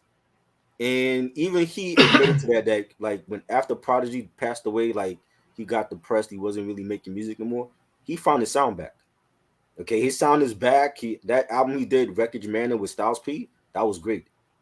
So Havoc is back. What is Primo and Pete Rock story? Like I think, and they're two of my favorite producers, and I feel like both of them are not bringing classic material no more. but I don't like you looking at it. I believe you're looking at it as glass half empty. I'm looking at it as glass half full. Like I'm more optimistic and you're more All right, well let me cynical. say this: like, okay, if anyone, if you had to pick between one of them, who has a better chance of bouncing back? Is it Primo or is it Pete Rock? Was it both of them? I would say probably Primo because dude, like he has Prime 3 in his pocket, like, and I would like Primo. Also, you got to remember, man, like as dope as Apollo Brown is, his style is a mixture of Primo and Dilla. Right, So it's kind of like the uh, the student will never outshine the master. right. Primo is never going to be outshined, no matter who's uh, who's on the court. So you don't think Static Selector, Alchemist, Muggs, Apollo Brown, um 38 Special. You don't Davenger. You don't think they all better than Primo right now? Static Selector is definitely um, Alchemist. Uh, who else did you mention? Davenger. Derringer is pretty much. I love Derringer, but Derringer is an amalgam of RZA and Primo. I've heard Like, that. I've heard like people there. compare. Well, I actually compare them more to Alchemist. I think his sound is more the Alchemist sound. Like now at this point. But I guess my point is, it's easy to uh, to excel at a production style that somebody that's older pioneered 4-2 generations ago. Right. So I think Primo is just, yeah. Like, if I'm going to, if I'm a rapper and I want production from any of those producers that you mentioned, I would probably go with Static Selector, because Static Selector, his production is, not only is it boom bap, but it's highly musical. Yeah. Like, Yeah, I the noticed that. samples that he uses is going to involve certain musical flourishes that you won't Hmm. always get with Primo's quantization. Right. I agree. That I think Static is better now than he's ever been. Like the stuff he did with Terminology and Paul Wall and Joey Badass, the 2000 album, the Chris Ruddy stuff. Like he's great. Like he wasn't really like one of my favorites like back then, but now like the recent stuff has been phenomenal. If it wasn't for Static Selector, I wouldn't have known who Rex was. Right. I wouldn't have been up on Terminology. He's dope. Like, because the only Boston rappers that I was familiar with was Ed OG, Hmm. Guru, and Made Men. Right. Benzino. Yeah, and uh, I think Static Selector's, his influence is definitely apparent in Apollo Brown's, Yeah. because I think Static Selector, he did for Boston hip hop what Apollo has done for Detroit hip hop. Facts. The same musical aesthetic, the same caliber of MCs that he collaborates with. Right. Like, uh, as a matter of fact, one of the I got for my top 10, I got 3 CDs of Apollo Brown right by me. Shit, you That's lucky. because You got that, that, a lot of his albums are out of print already. I only got one. yeah, and that was because, like, I have them nearby, like Hmm. my other CDs, like they're like in some of them are in my closet, some of them Right. are in other boxes, but uh, Apollo Brown, man, for his greatness is apparent in just the number of MCs that he does 4 albums on. Facts. So uh, I'll say that Preemo, the work that Preemo has done, I'm not sure that uh, if he had produced whole albums on other MCs, that it would be as good as anything Apollo Brown has done in the last 10 years. Does that make any sense? Are you asking me if Apollo Brown has done more than in the last 10 years than No, no, Primo? no, no. What I'm saying is that I think what Apollo Brown has accomplished in the last 10 years is make great beats for MCs of the caliber that that Primo is used to working with. Like, in other Yeah. words, I don't know if Primo could have done in 10 years producing whole albums for other rappers in the same way that Apollo Brown did. At one point he was doing that. He was doing that. But again, I don't. If Primo does an album right now with Nas, it's gonna get hyped because it's Nas and Primo and what the fans always wanted. It don't mean it's gonna be classic material though, which is what I'm afraid of. I'm like, yo, people want it. Y'all want this Nas and Primo album. If you get it finally after how many years we've been asking for this, and it comes out mid, then what? What they gonna say? That is it official that Primo has fallen off after that? I'm to the point now where I actually would rather hear a Primo album with Freddie Fox more than Nas. But he gave us that. Because Connections. Connections because was a great album. It got slept huh? on. Connections, that was a great album with him and Bumpy Knuckles. And that's because Freddie Fox over Primo is hungrier. There's a certain gravitas in Freddie Fox's MCing Right. that I don't hear in Nas, and that's just. And I think it's because Freddie Fox, man, he's naturally combative. He's naturally uh, pugilistic. I agree. You know what I'm saying? I don't know. Like I'm saying, remember I said this. If we finally get the Nas Primo album that people wanted to hear, and it turns out to be mid, then can and people don't if people don't like it, then can we say that yo like Primo is officially falling off? Because if you can't give us a classic Nas album at this point, I don't know what to say. You know what I'm saying? That so be careful what you wish for. If we get that Nas Primo album and it turns out to be not what people expected, I'm gonna be like, yo, see, I told you so. I was hearing this years ago. I'm like, yo, Primo's not dropping classic heat no more. I'm more hopeful for Pete Rock because, like I said, like Pete Rock, he's hit or miss at this point. Did You you said, like but huh? you said Primo isn't dropping heat anymore. Not classic material. He's dropping shit, but it's not nothing of replay value for me. So You it know what I'm is saying? Prime. So is the first Prime album is that classic to you? That was a great album. I definitely enjoyed it.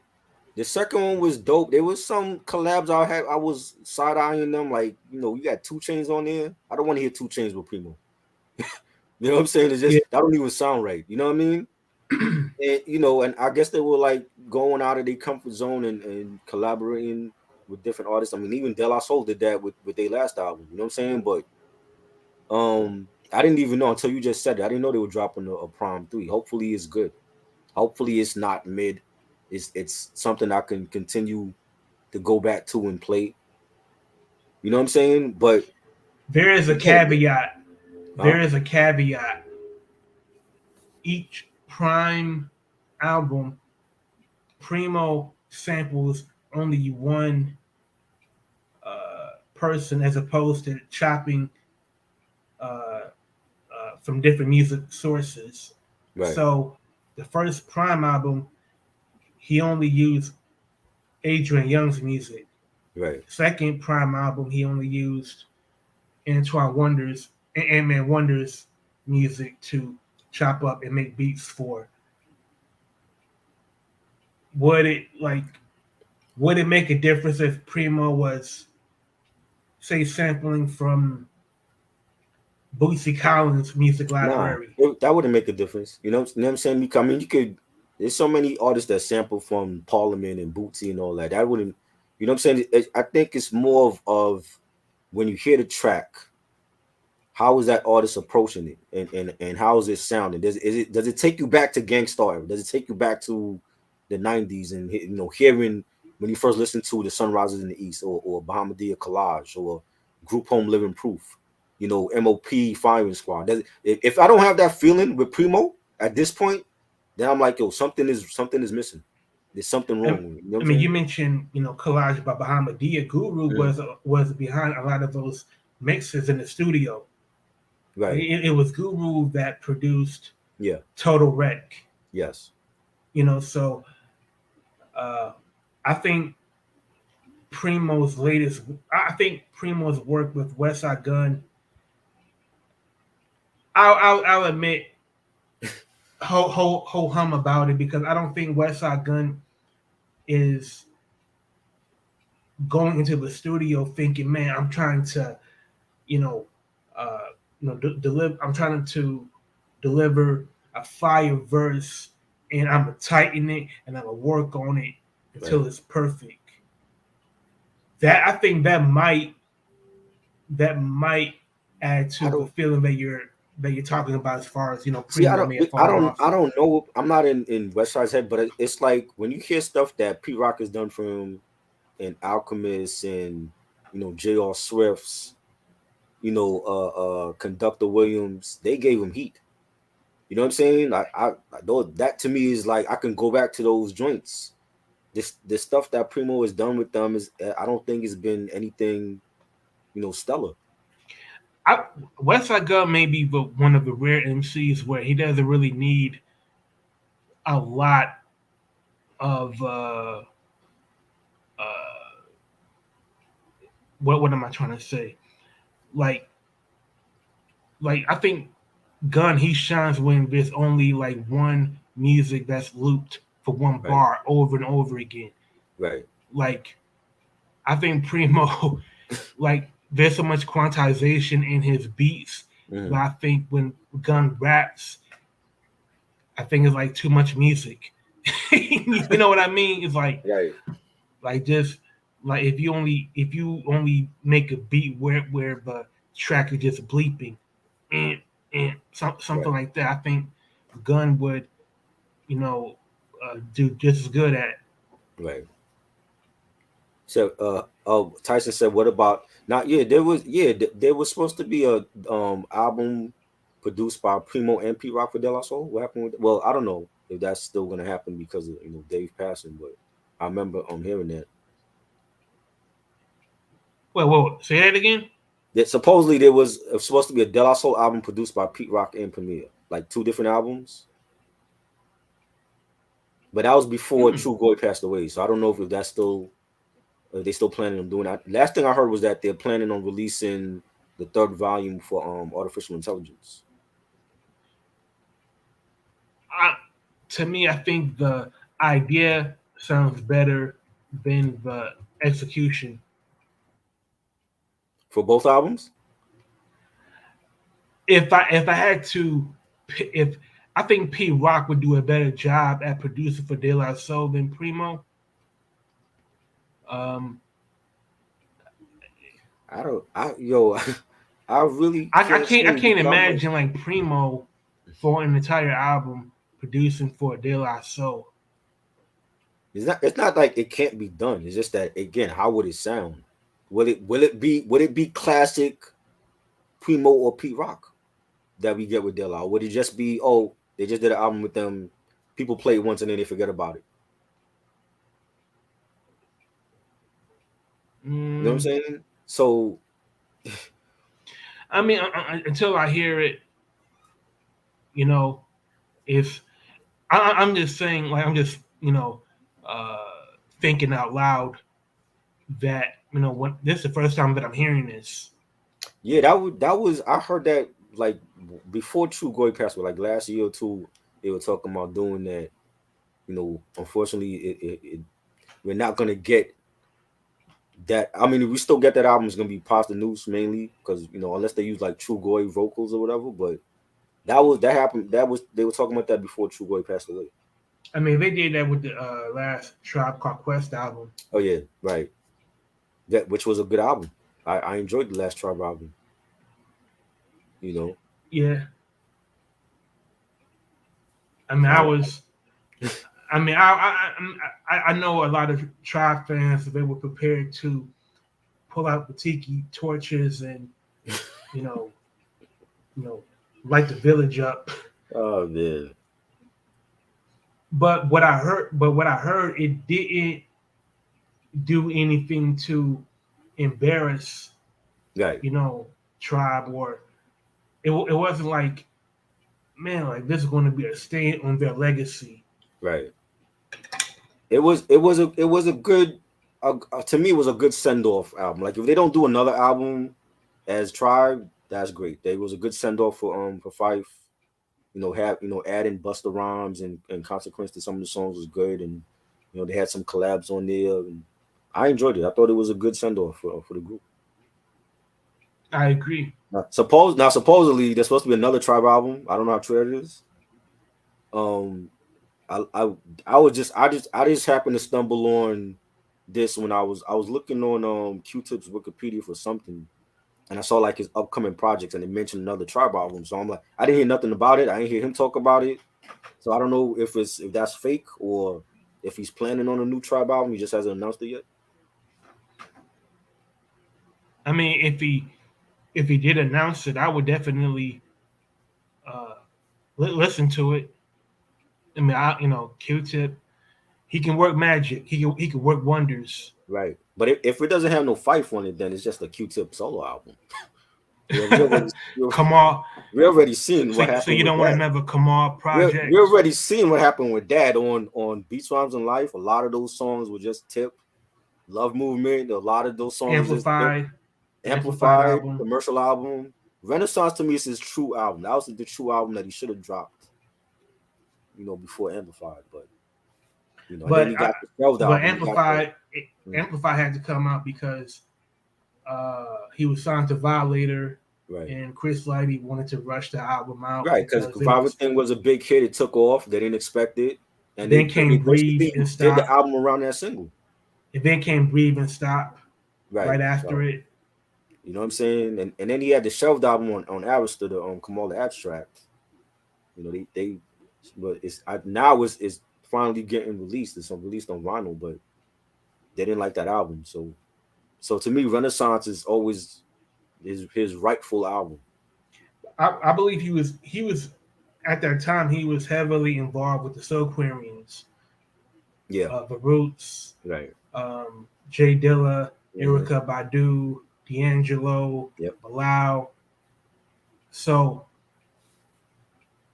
I, so if you're working with that collective and the music that results from it sound like a neo soul album, it, Right. it might have been a challenge to the label to sell. Like we expect a I'm, rap album. I remember hearing the sampler for that, and I'm like, yo, like he's singing now, and he's doing like rock shit, like he's Lenny Kravitz. You know what I'm saying? And I'm like, this is not Tip. I'm like, what happened to Tip, bro? Like, you know what I'm saying? But listening to the album, it is dope. Like you listen to joints like Heels and Barely in Love. That's a dope album. It just took it. I was caught off guard when it was coming out, and what was like 01 that was coming out, 2000, 2001. So That was a weird time in music yeah, because Most Def he released his second album, The New Danger, and the musical direction was just as eclectic, but the execution was terrible. yeah, Like he had like bad rock singing, and hmm you know most wanted to be more of a just a rapper. I think that's the main common denominator is that at some point, uh, uh, several of the individuals in the Soulquarians they wanted to do more than just prove that they're great rappers. They wanted right, to shine as band leaders. They wanted to shine as singers. right. Now I was talking about the Kamal the Abstract. That was supposed to come out like 2000, 2001.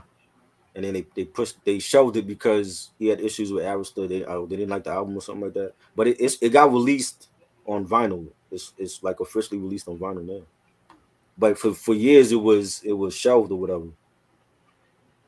And But Arista went through uh, staffing changes because Arista went from Arista to J Records. So right, the staffing probably got sliced in half. People yeah, got laid off, and there was a new regime. And hmm maybe the new regime felt like, you know what, we could take yeah, it or leave it. We got Alicia Keys over here. yep, We got other artists that are more promising. Yeah. I had the sampler when I was on this Arista street team. They sent me the sampler, and that's not the only album that they shelved. The Left Eye album, Supernova, that was shelved too. They gave me the sampler for that. Damn. Khalees' second album, what was it called? The Wonderland album. This is the actual poster for it. The Khalees Wonderland album, the second album, that was shelved. That they only released that Damn. overseas. It was never released in America. You know what I'm Yeah. saying? But you know, there's a lot of shit. I think Jermaine Dupri had took over Arista after Clive Davis left, if I'm not mistaken. Was that before Lisa Left Eye signed to Death Row? Yeah, The that new was Death before Row? Supernova. Yeah, that was before. Before she like changed her name to Nina or whatever. Yeah. I mean, Yeah. that was unfortunate because I think Left Eye really had a lot to say creatively. Hmm. And, she got cut off at the knees. Yeah. And, once she signed to Suge, she was kind of in the wilderness, you know. Yeah. Yeah. So there was changes going on. Usher with 8701 that got delayed because it got leaked to the internet and you had to go back and do over a lot of the songs. And there's a lot of shit going on in Arista during that time. Yeah. You know, Yeah, that was a interesting time. definitely. But we gotta do the album ranking. you Yeah. know, yo, you're from Detroit. You're from the homeland of Apollo Brown. Like, do you remember like your first time listening to him? I think the first time that I heard of Apollo Brown might have been like in 2009 or 2010. Okay. And he had an album called The Reset. And Yeah. I had I heard it around the same time as uh, Black Milk's album around that time, Detroit. Yeah. Hmm. And I couldn't decide which album that I wanted to listen to more Right. because the the production aesthetic was very similar to the other. But I didn't hear much from him uh, for a while. But then I heard uh, Trophies with Right. OC, Yes, that's and my joint. that was the album that I truly felt captured um, the sound of not only OC's heyday, but also the days of the open mic showcases like Yeah. Ebony Showcase, C Note Lounge, the Hip Hop Shop, the Shelter, Club 1212. Like it's like from 95 to 2000, the rappers from Detroit that were truly interesting, they weren't cast like Street Lords, the Eastside Cheddar Boys, like rappers that talked about the streets. It was the MCs that could truly uh, catch wreck in any cipher. And one of the like OC, I didn't hear much from him Mhm. after Jules. Same. So when I heard um, Trophies, I was ecstatic Yeah. because it proved that man he wasn't just twiddling his thumbs after his label deal had fallen through. You know everything from the pursuit to People's Champ.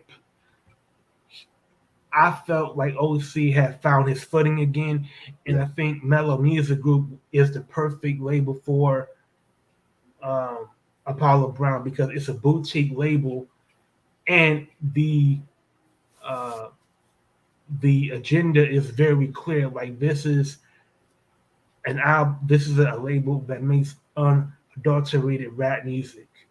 Facts. So, um, so are we going through? So we going Like, top 10? yes, top 10, like from, I don't want to say least, but like, you know, we're gonna go from 10 to one. Like, what's your all time favorite, and you know, stuff like that. So, Okay, um, cool. yeah, So my number 10 album, I'm gonna go with Words Paint Pictures with Big nice. Pooh. Okay, You know, like of course, Big Pooh, like his pedigree is well documented with Little Brother, yeah, and I always felt he was overshadowed by Fonte.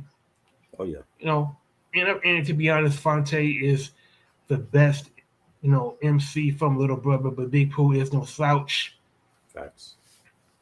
So number number 9, I'm gonna go with Lovesick, Raheem Devon. This Oh, is the R that and is a B. joint, Yo, I didn't know that Apollo Brown had it in him, cause like right? cause I'm so used to hearing Apollo Brown.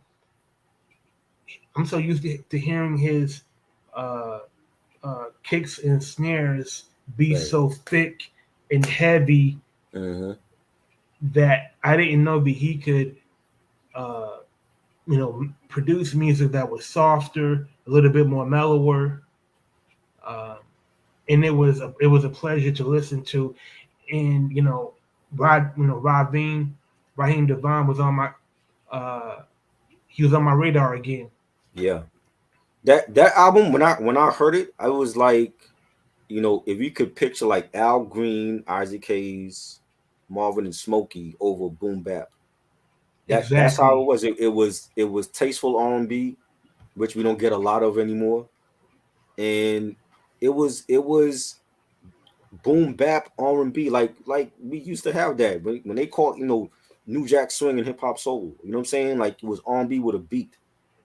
You know what I'm saying? We don't have that. Yeah, We have like a lot of trappy 808 shit now in R&B.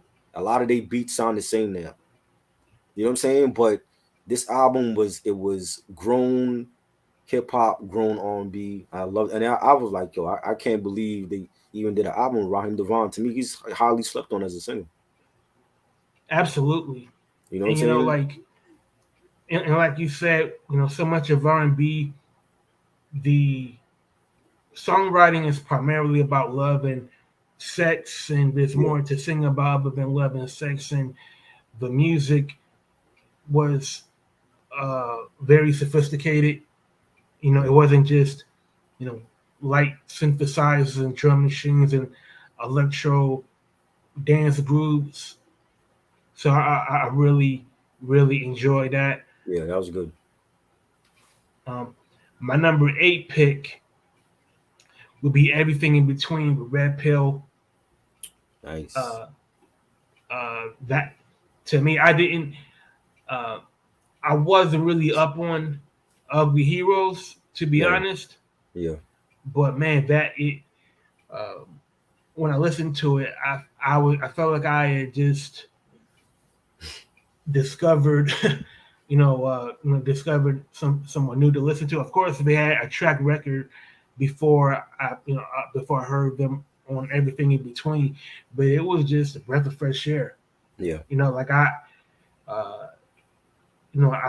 I felt like you know Apollo Brown, like he picked up a diamond in the rough, and he gave them great heat to rhyme over. Facts. So my number 7 is Black Light with That's my Stally. joint too. That was, and Yeah, the crazy thing is, I was never a Stally fan when he was signed with MMG, but I think he had to get away from Rick Ross and do yeah, his own music, and he's making the best music now of his career. absolutely. I think the best thing that he could have done was bet on himself Yeah. and make music on his own terms. Like in this day and age, you don't have to rely on signing to a major label and being handcuffed to the CEO and the A&R that will decide when they will greenlight a recording budget for you and when your album will come out. Right. Like this is the only nostalgia album that I listen to, Hmm. and I can't say that I'm a big Styley fan, but um, it definitely gave a greater glimpse of his talent other than what I had been exposed to. Right. And number six, I'm going with Abrasions with Planet Nice. Asia. And Nice. Planet Asia is like the first time I heard of Planet Asia, man. It was on the Wake Up Show Hmm. because uh, it was what is it? The Swing Tech. They used to put out CDs of their freestyles from their Right. radio show, and I would get each volume, like Hmm. volume one, volume two, volume three, and I would listen to each of those CDs in full. Of course, like when you listen to a compilation, you know, you're going to listen to one MC, you listen to it and be like, okay, next, next. Right.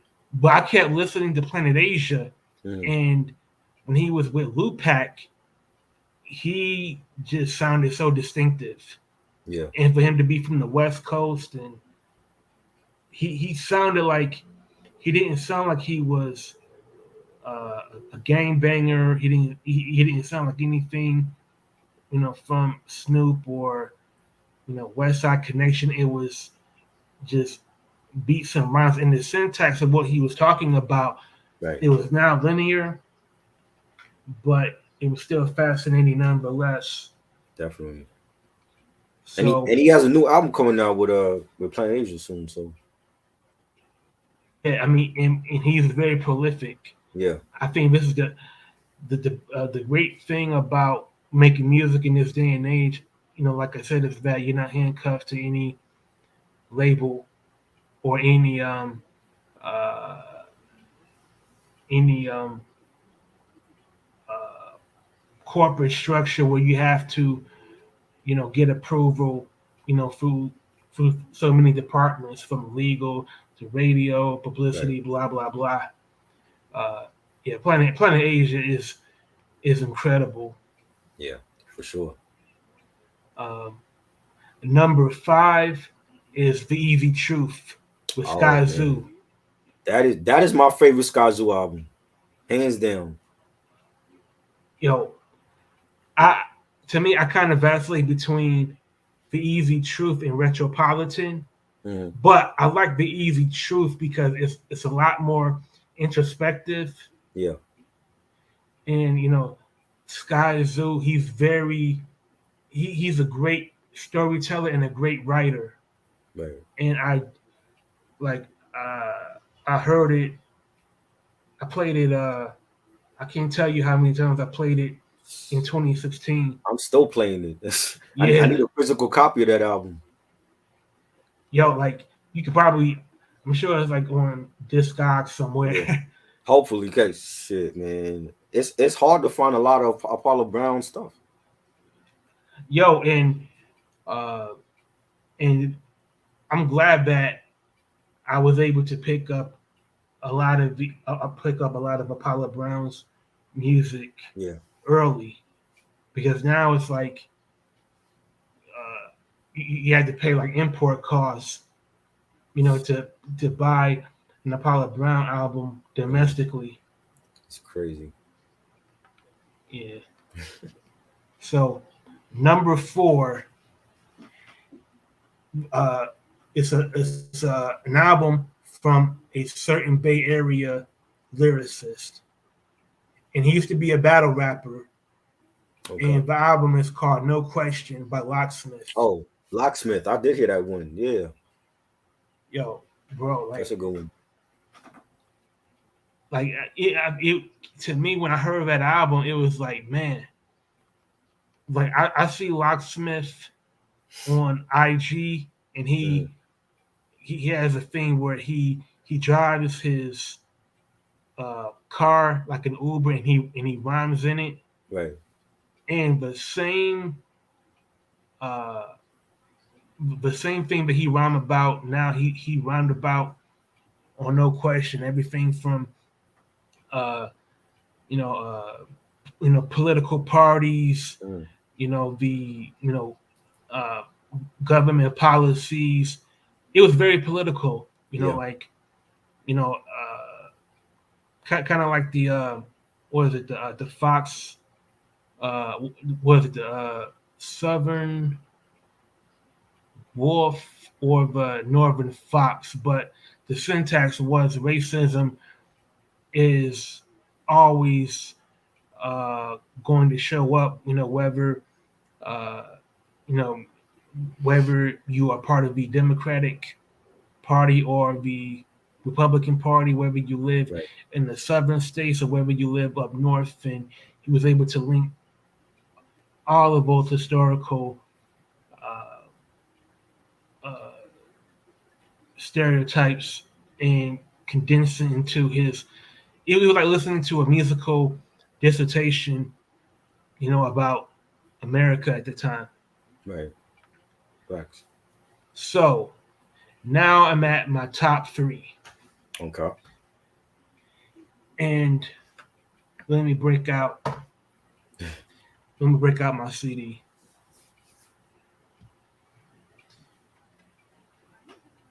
Ah, yes, I got that too. I got this one. This might be like the only available one that's still left. Yeah, like I bought this. Like I think I bought this like for Mellow Music like for 12.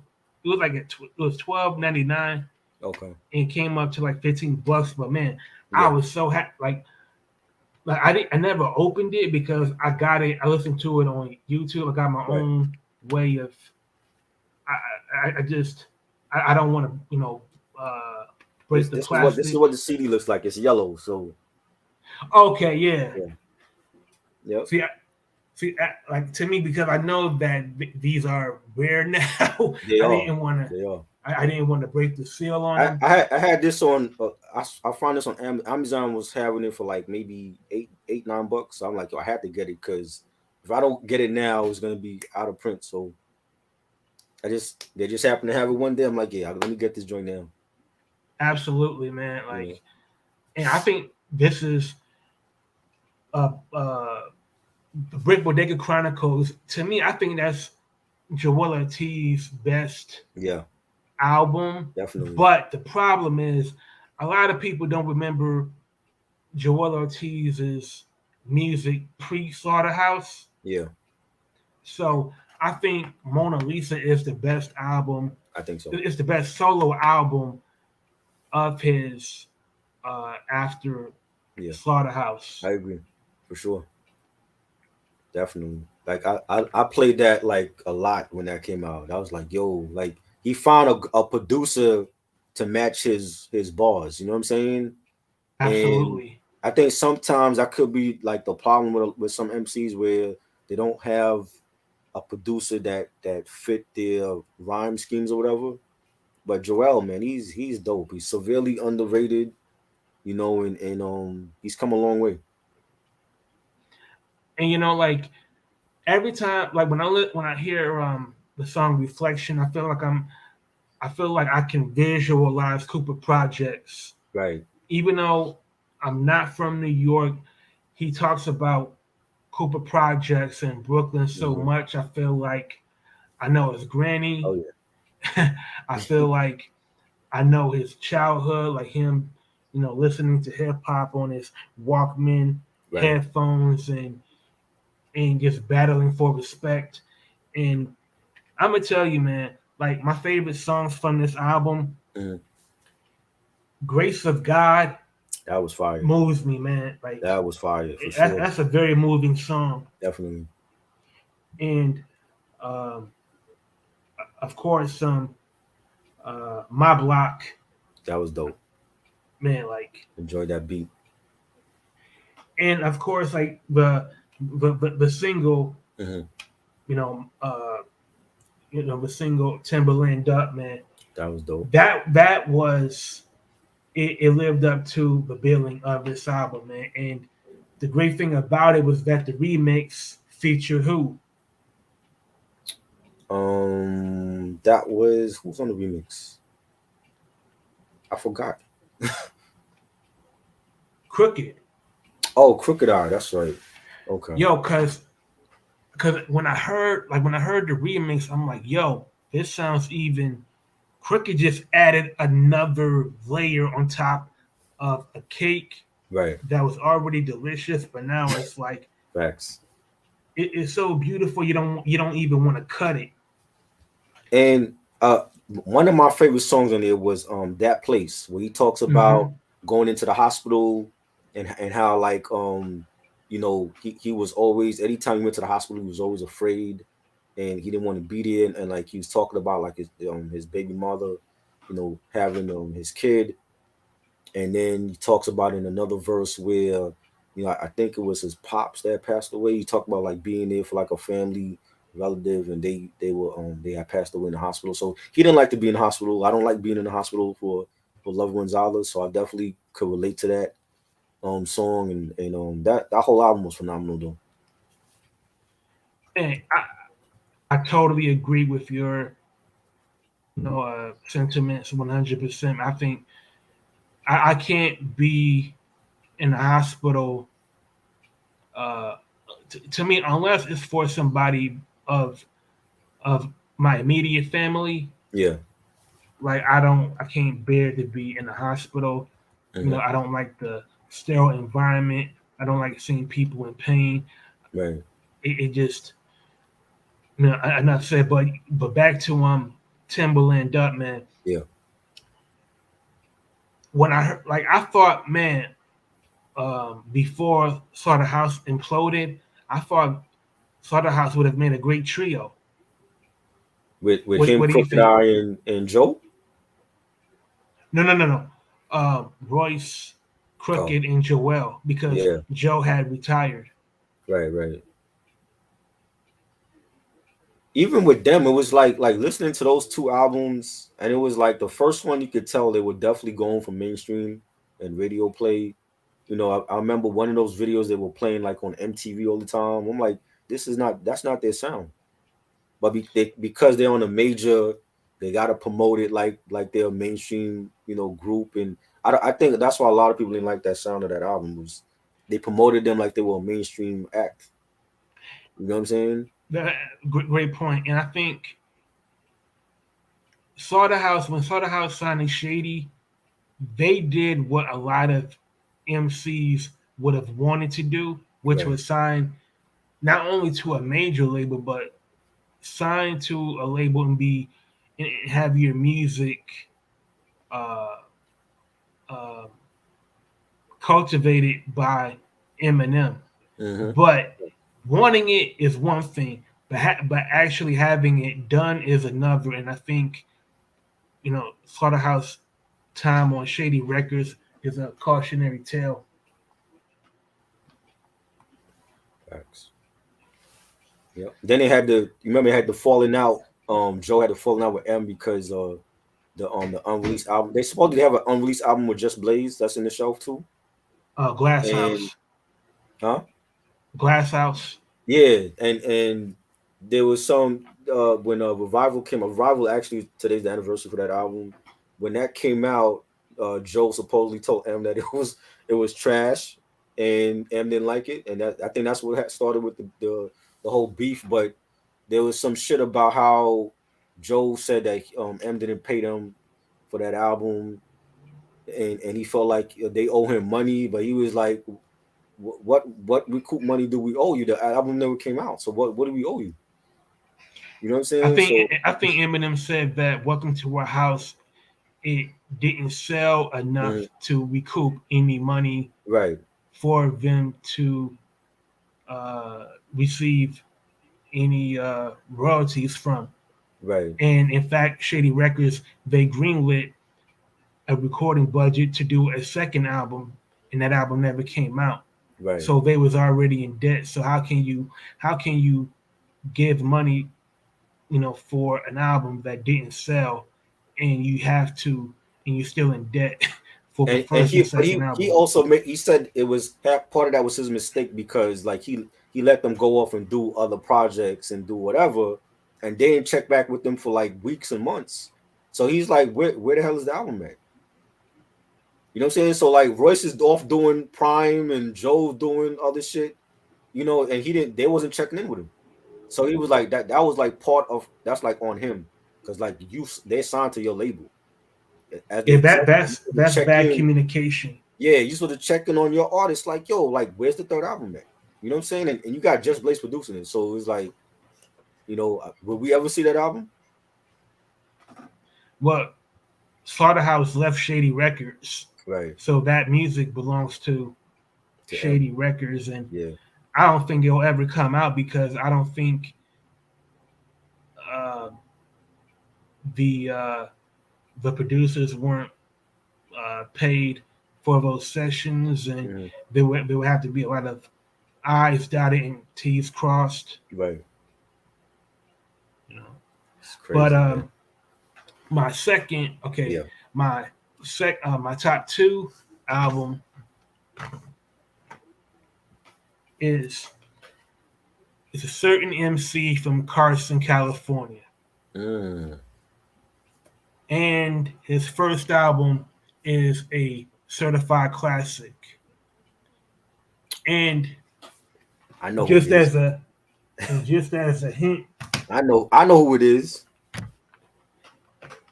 I think. Yeah, Rascast. Yes. yeah, Blasphemy. so Classic.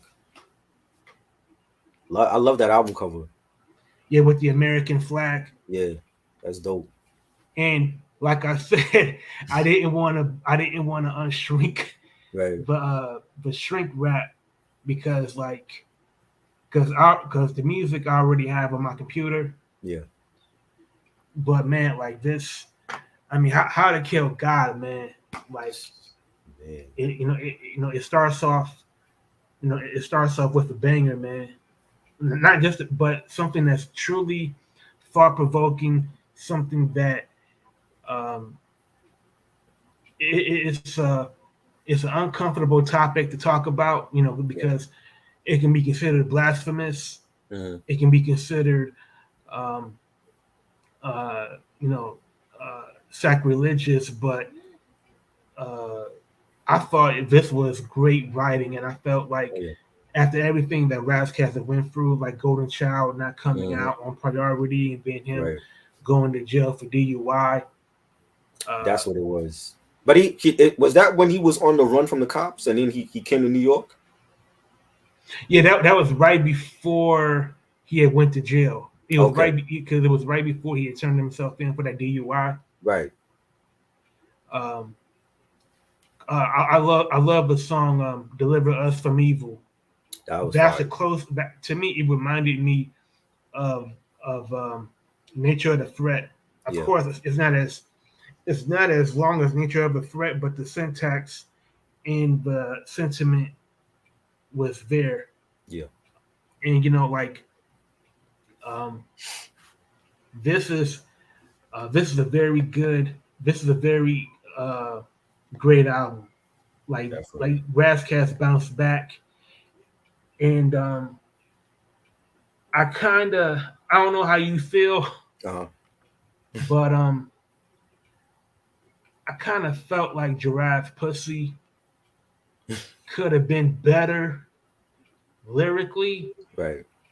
Um, of course, like the caliber of MCs is without question, but I'm thinking Razzcast. To me, Razzcast had the best verse on that song. Yeah, for sure. For sure. You know what I mean? Like, I mean, I'll stop talking because I know I ran my mouth for a long Nah, it's all time. good. Yeah, but yeah, this is my top two album right here. Nice. What are your thoughts about it?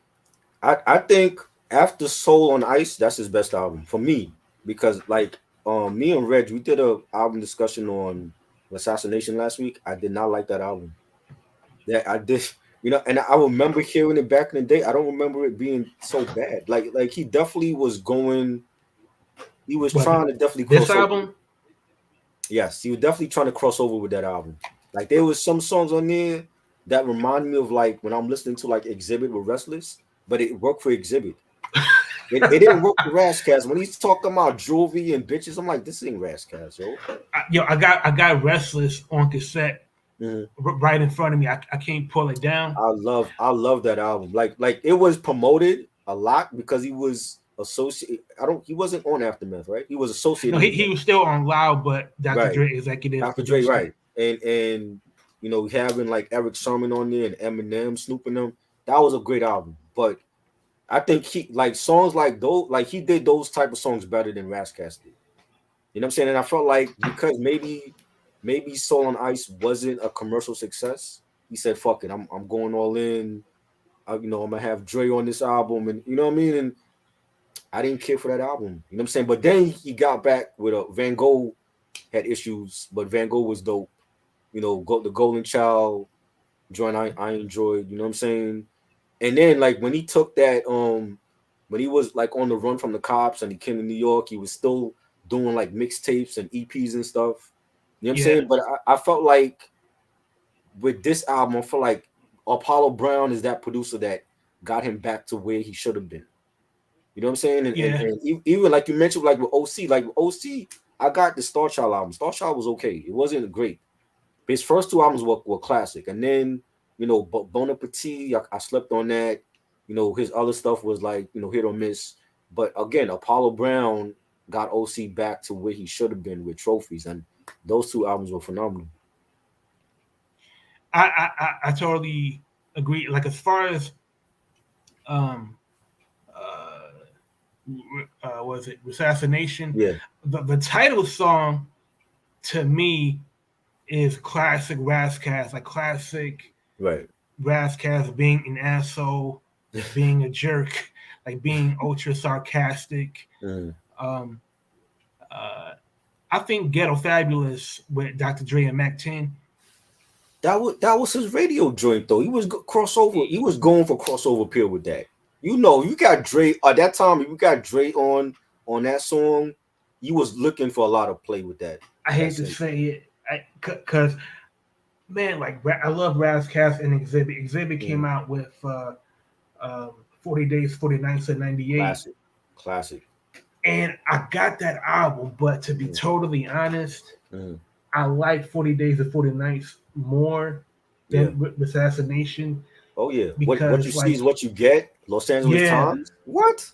because Come I felt on. like it was the inverse. Like, I felt like Razzcast had the better album in '96, Mhm. Solo on Ice over at the Speed of Light.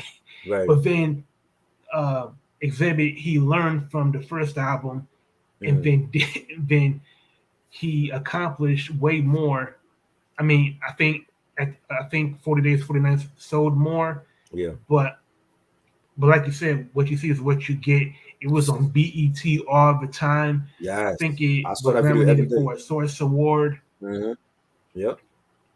And You know, Los Angeles Times is on. That was on the Soul in the Hole soundtrack. and also, if you remember on the Lyricist Lounge Volume 1 album, Mhm. OC did a song with Razzcast called Action Guaranteed. Right. That's That's my right. that's one of my favorite songs by Razzcast, especially Yeah. collaborations. Like, and to me, it's kind of apropos because OC and Razzcast, they're like, to me, they're like 1A, 1B, and Facts. they both recorded 4 albums with Apollo Brown. Right. But Razzcast to me had the better album, Yeah. and uh, he and the last thing is that he uh, kind of synthesized all of his gripes with the music industry, Mhm. all of his gripes with religion, with social constructs, with everything that bothered him into blasphemy so well. Right. Right. To me, like he did everything that he couldn't do with Golden Child. Right. And oh man, now you bring it back all of these memories. I remember the Source magazine and Double XL. They had ads running for Golden Child, and the production, like on the ads, they Mm-hmm. have like the production credits, Right. Dr. Dre, Primo, Alchemist. Mm-hmm. Razcast said Dre told him, tell Priority not to release the song that he produced as the first single. Oh wow. And uh, Priority did just the opposite. They released it. And I remember, and Razcast said he was so angry with Priority that after that, Dr. Dre stopped, messing with him. Oh man. And And then he had Raz, the falling out with Alchemist. yeah, because Alchemist sold the beat. He said he sold the same beat twice to the Lots Right. and Razcast, and Razcast had every right to be salty, man. Because like when you hear we ain't we gonna make it on the radio, tearing up the charts, and then Crazy. you're But blessed. I mean, for me, I think it went to. I don't want to say it went to a better artist. I feel like Jadakiss made it a hit. If Ratcast had released that, would it still be a hit like Jadakiss version? No, Probably not. It would have got slept not on. So probably. mm, I know. I know better than to say. I know better than to speak in absolutes, but I'm certainly sure that Razcast would not have made the song that uh, Razcat that Alchemist had given him and made it a I mean, hit. who knows? That might have been like another hit for him. You know what I'm saying? Like another recognizable song. Like people know the Solar Nights remix, Diamond D. They know that song for Rascas. You know what I'm saying? That we gonna make it could have been another recognizable song for him. We'll look at it like this: would Razcast let's we've heard the version of the beat that Yeah, Alchemist gave to Razcast. yeah. Now that song, do you think it would have rung as loud as "We Gonna Make It" at a verses? Nah, because you see the thing with verses is like they wouldn't the audience wouldn't respect the artist like Rascas because a lot of them don't know his shit. They know the locks or Dipset. It's like I feel like they catering to like mainstream. They're not really catering to underground. Underground. If they want to get underground, they could do it, but they wouldn't get a lot of views like that. You know what I'm saying? So Yeah, it's like they gotta have verses for like the popular artists, Ja Rule, Fat Joe. When they come to Razcast, it's like how many people gonna really watch it besides the true hip hop heads? It ain't gonna be a lot. I think Razcast. I think I think he would if there was a versus for Razcast. I think he would probably perform in front of the same amount of people as he did coming up at the Good Life Cafe. Right, And if you know what the Good Life Cafe was, it was like maybe a spot that probably hold less than 100 people. right. And that's not a shot at Yes. Rascast. It's just a matter of exposure. It's a matter of people's taste because Jada Kiss and Styles P, they have a certain flair Right. that Rascast doesn't. Like they gonna talk street shit. They gonna they gonna brag.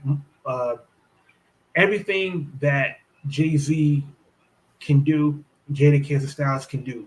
Right. Rascast, I'm not sure he can do, and that's why I think you know He might have the same flair, but people are not familiar with it though. You know what I'm saying? So it's yeah. like unless he was really out there like that, people don't really they're not really gonna know his discography and shit. And also, a lot of it has to do with the fact that I call it the KRS-One syndrome. Mm, And what I mean by that is, I think a lot of people, anybody in hip hop, truly care about MCing and truly care about the culture, they know right. what Rascast represents. Facts. but a lot of people don't like being preached to. A lot of people don't like having to think hard.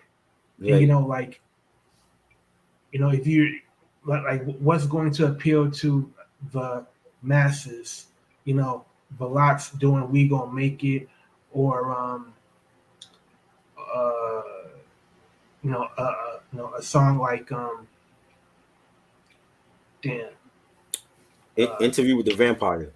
yeah, like like what's Yeah. going to move the needle with Right. casual people? Like Right. it's unfortunately it's no comparison.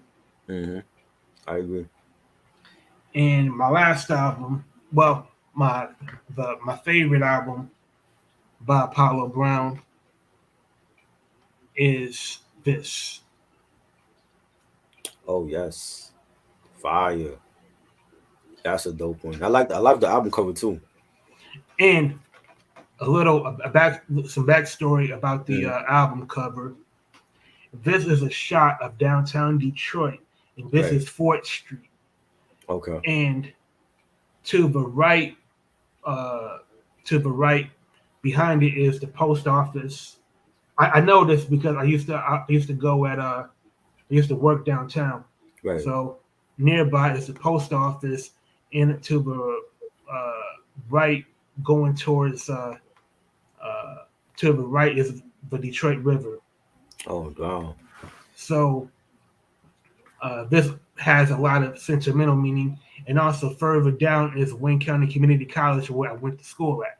Nice. So I'm very familiar with this area, and the reason why I chose this album is Mm. because Apollo Brown, like you said at the start of the show, is from here. He's from Right. Detroit, and he's part of a legacy uh, that was started by Jay Dilla, Right. started by Proof, Hmm. started by M, Slum Village, Elzai, Royce, uh, Obi, so on and so on. And the sound of Detroit to me has always been closer to Elzai, Beretta, Guilty Simpson more Yeah. than T Grizzly or Payroll Giovanni. Right. And I gravitate more to the artists that are on this album more than T Grizzly or Payroll or Right. Icewear Vezo. No slam on them. It's just that I truly uh, love spitters. I love emceeing. I Yeah. love the uh, the the rappers that can have an uncanny ability. They have an uncanny ability to manipulate words, Right. manipulate phrases. And on this album is a song called "Can't Lose," Hmm. and Ronnie Fat Cat, aka Ronnie Cash.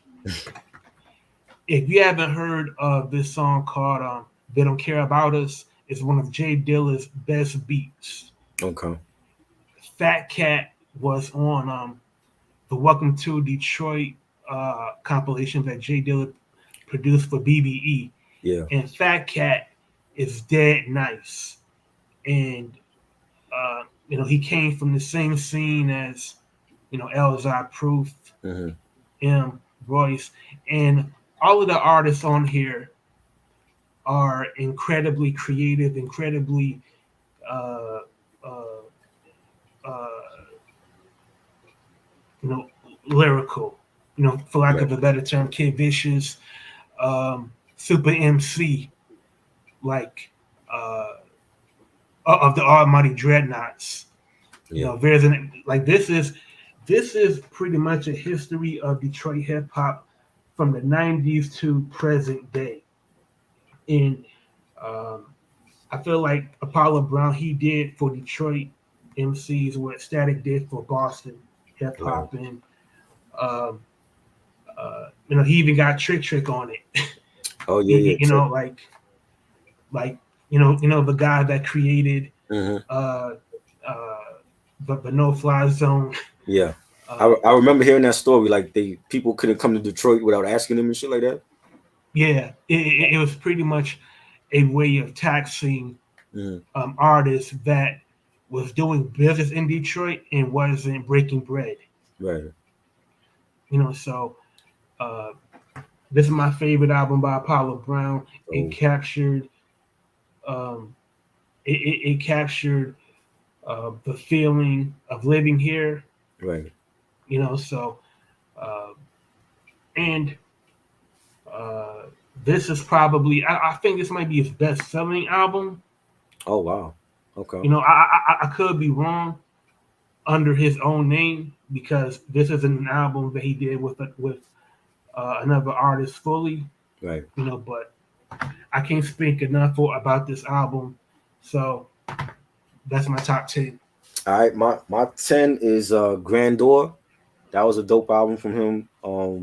Mm, He had a lot of collabs. Your old Droog is on here. Westside Gun, Planet Asia, MOP, Odyssey. I love the production. The collabs, the lineup of collaborations on here was great.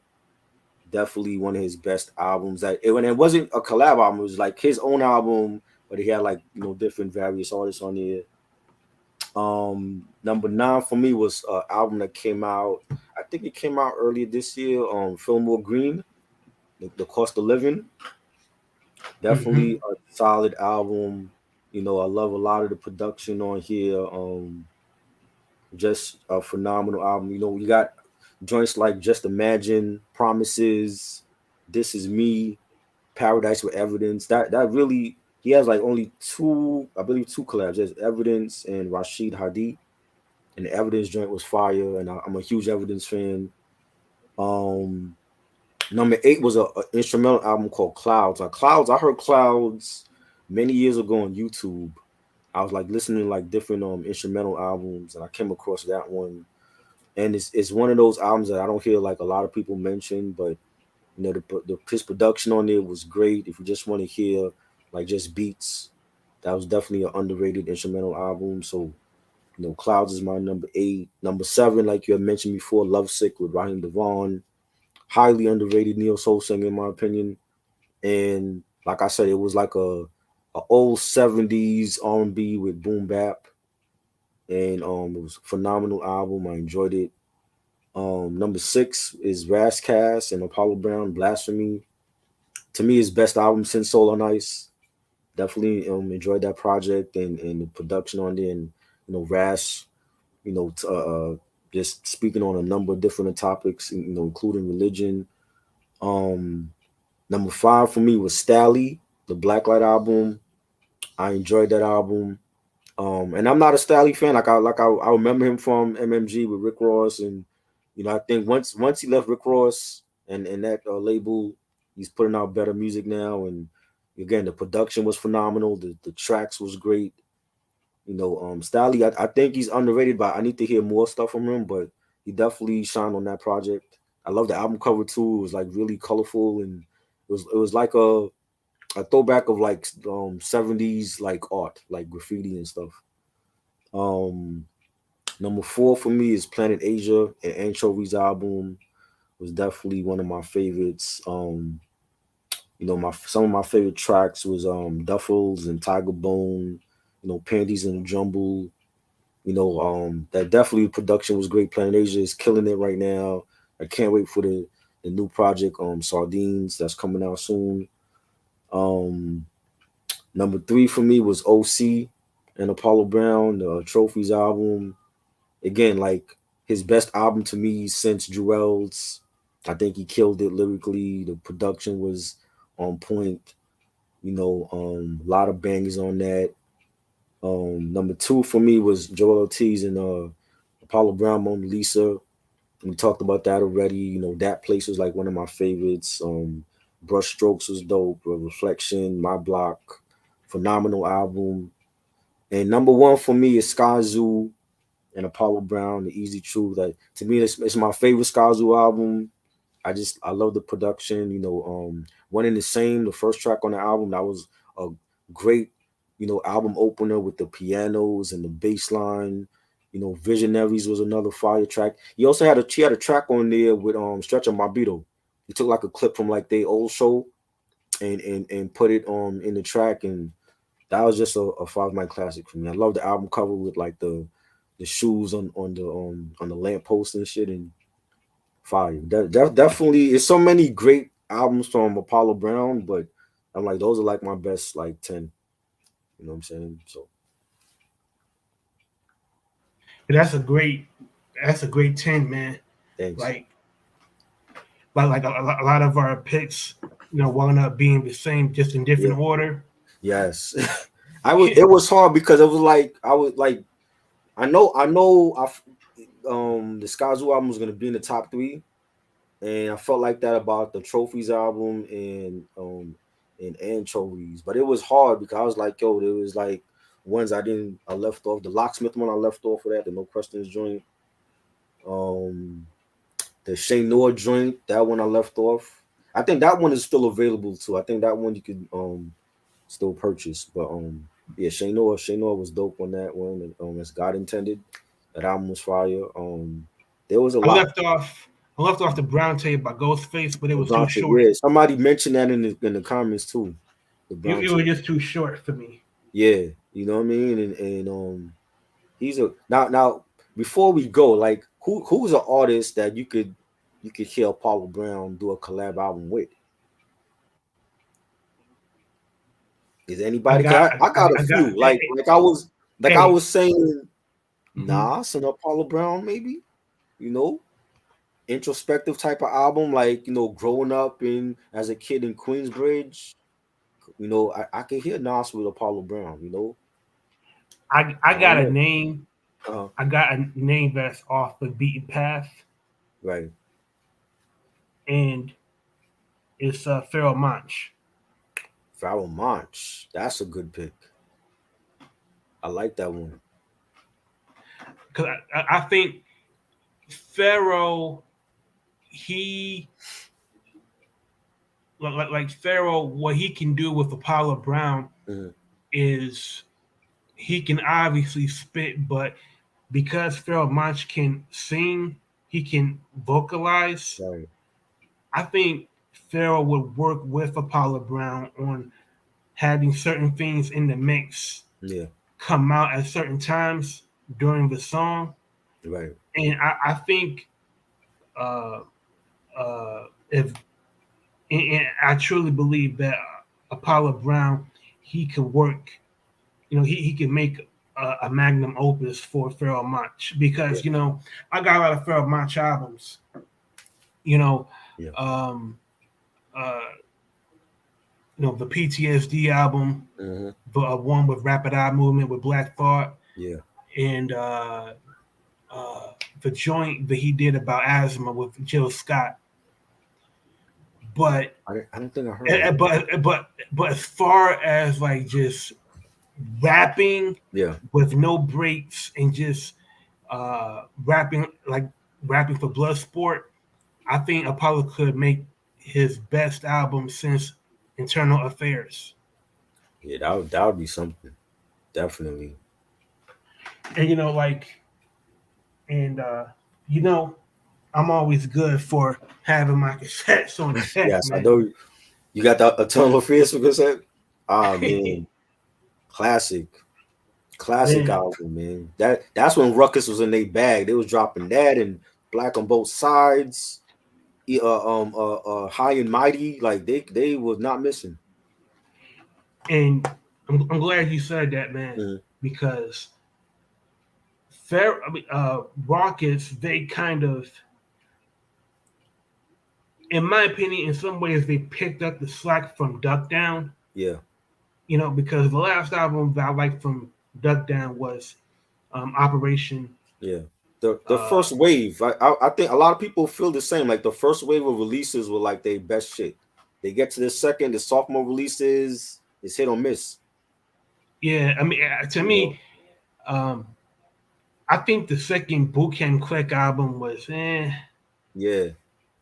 A lot of people it, felt like that, and even today actually is the anniversary for the second OGC album, and I didn't like that one.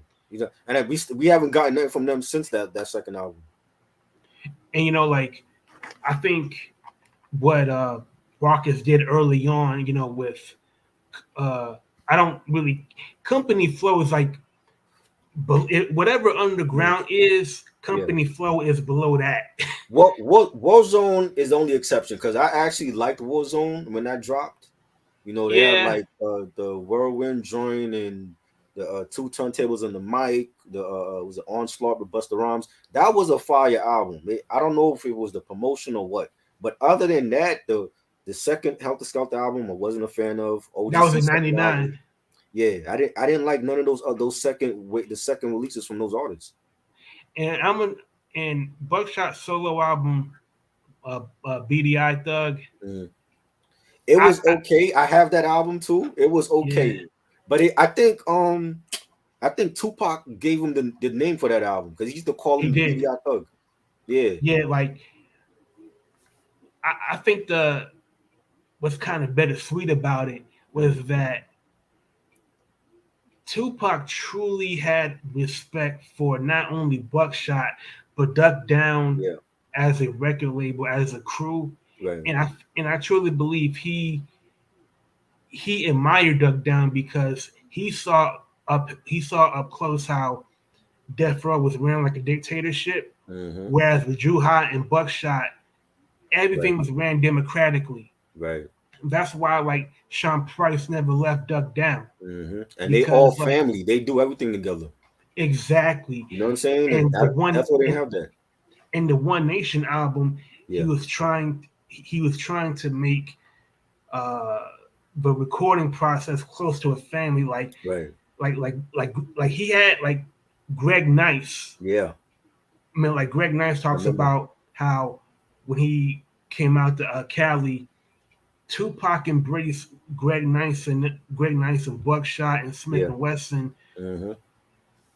uh, with so much respect and difference. And had Tupac lived, I think the execution would have been a little bit closer to the center. Right.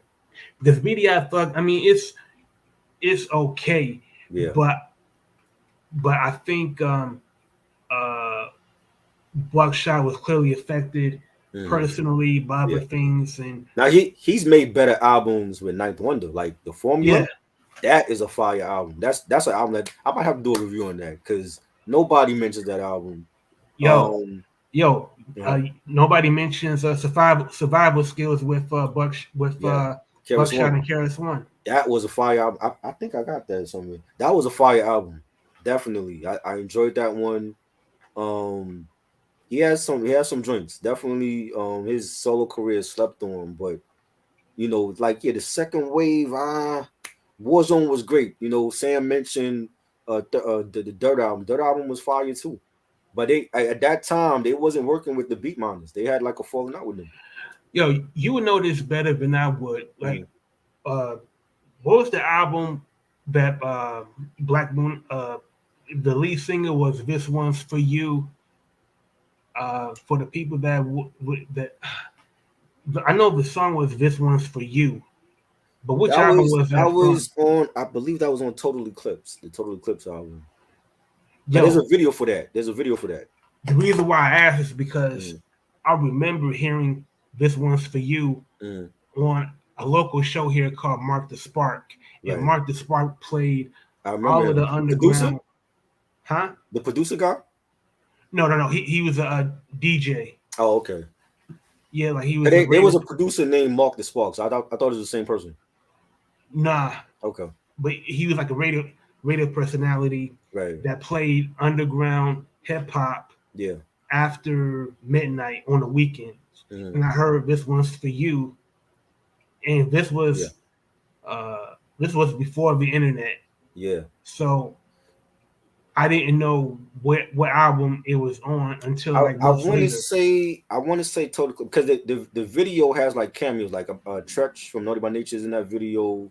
They had some other cameos in that video. I want to say it was Total Eclipse. And I thought Buckshot was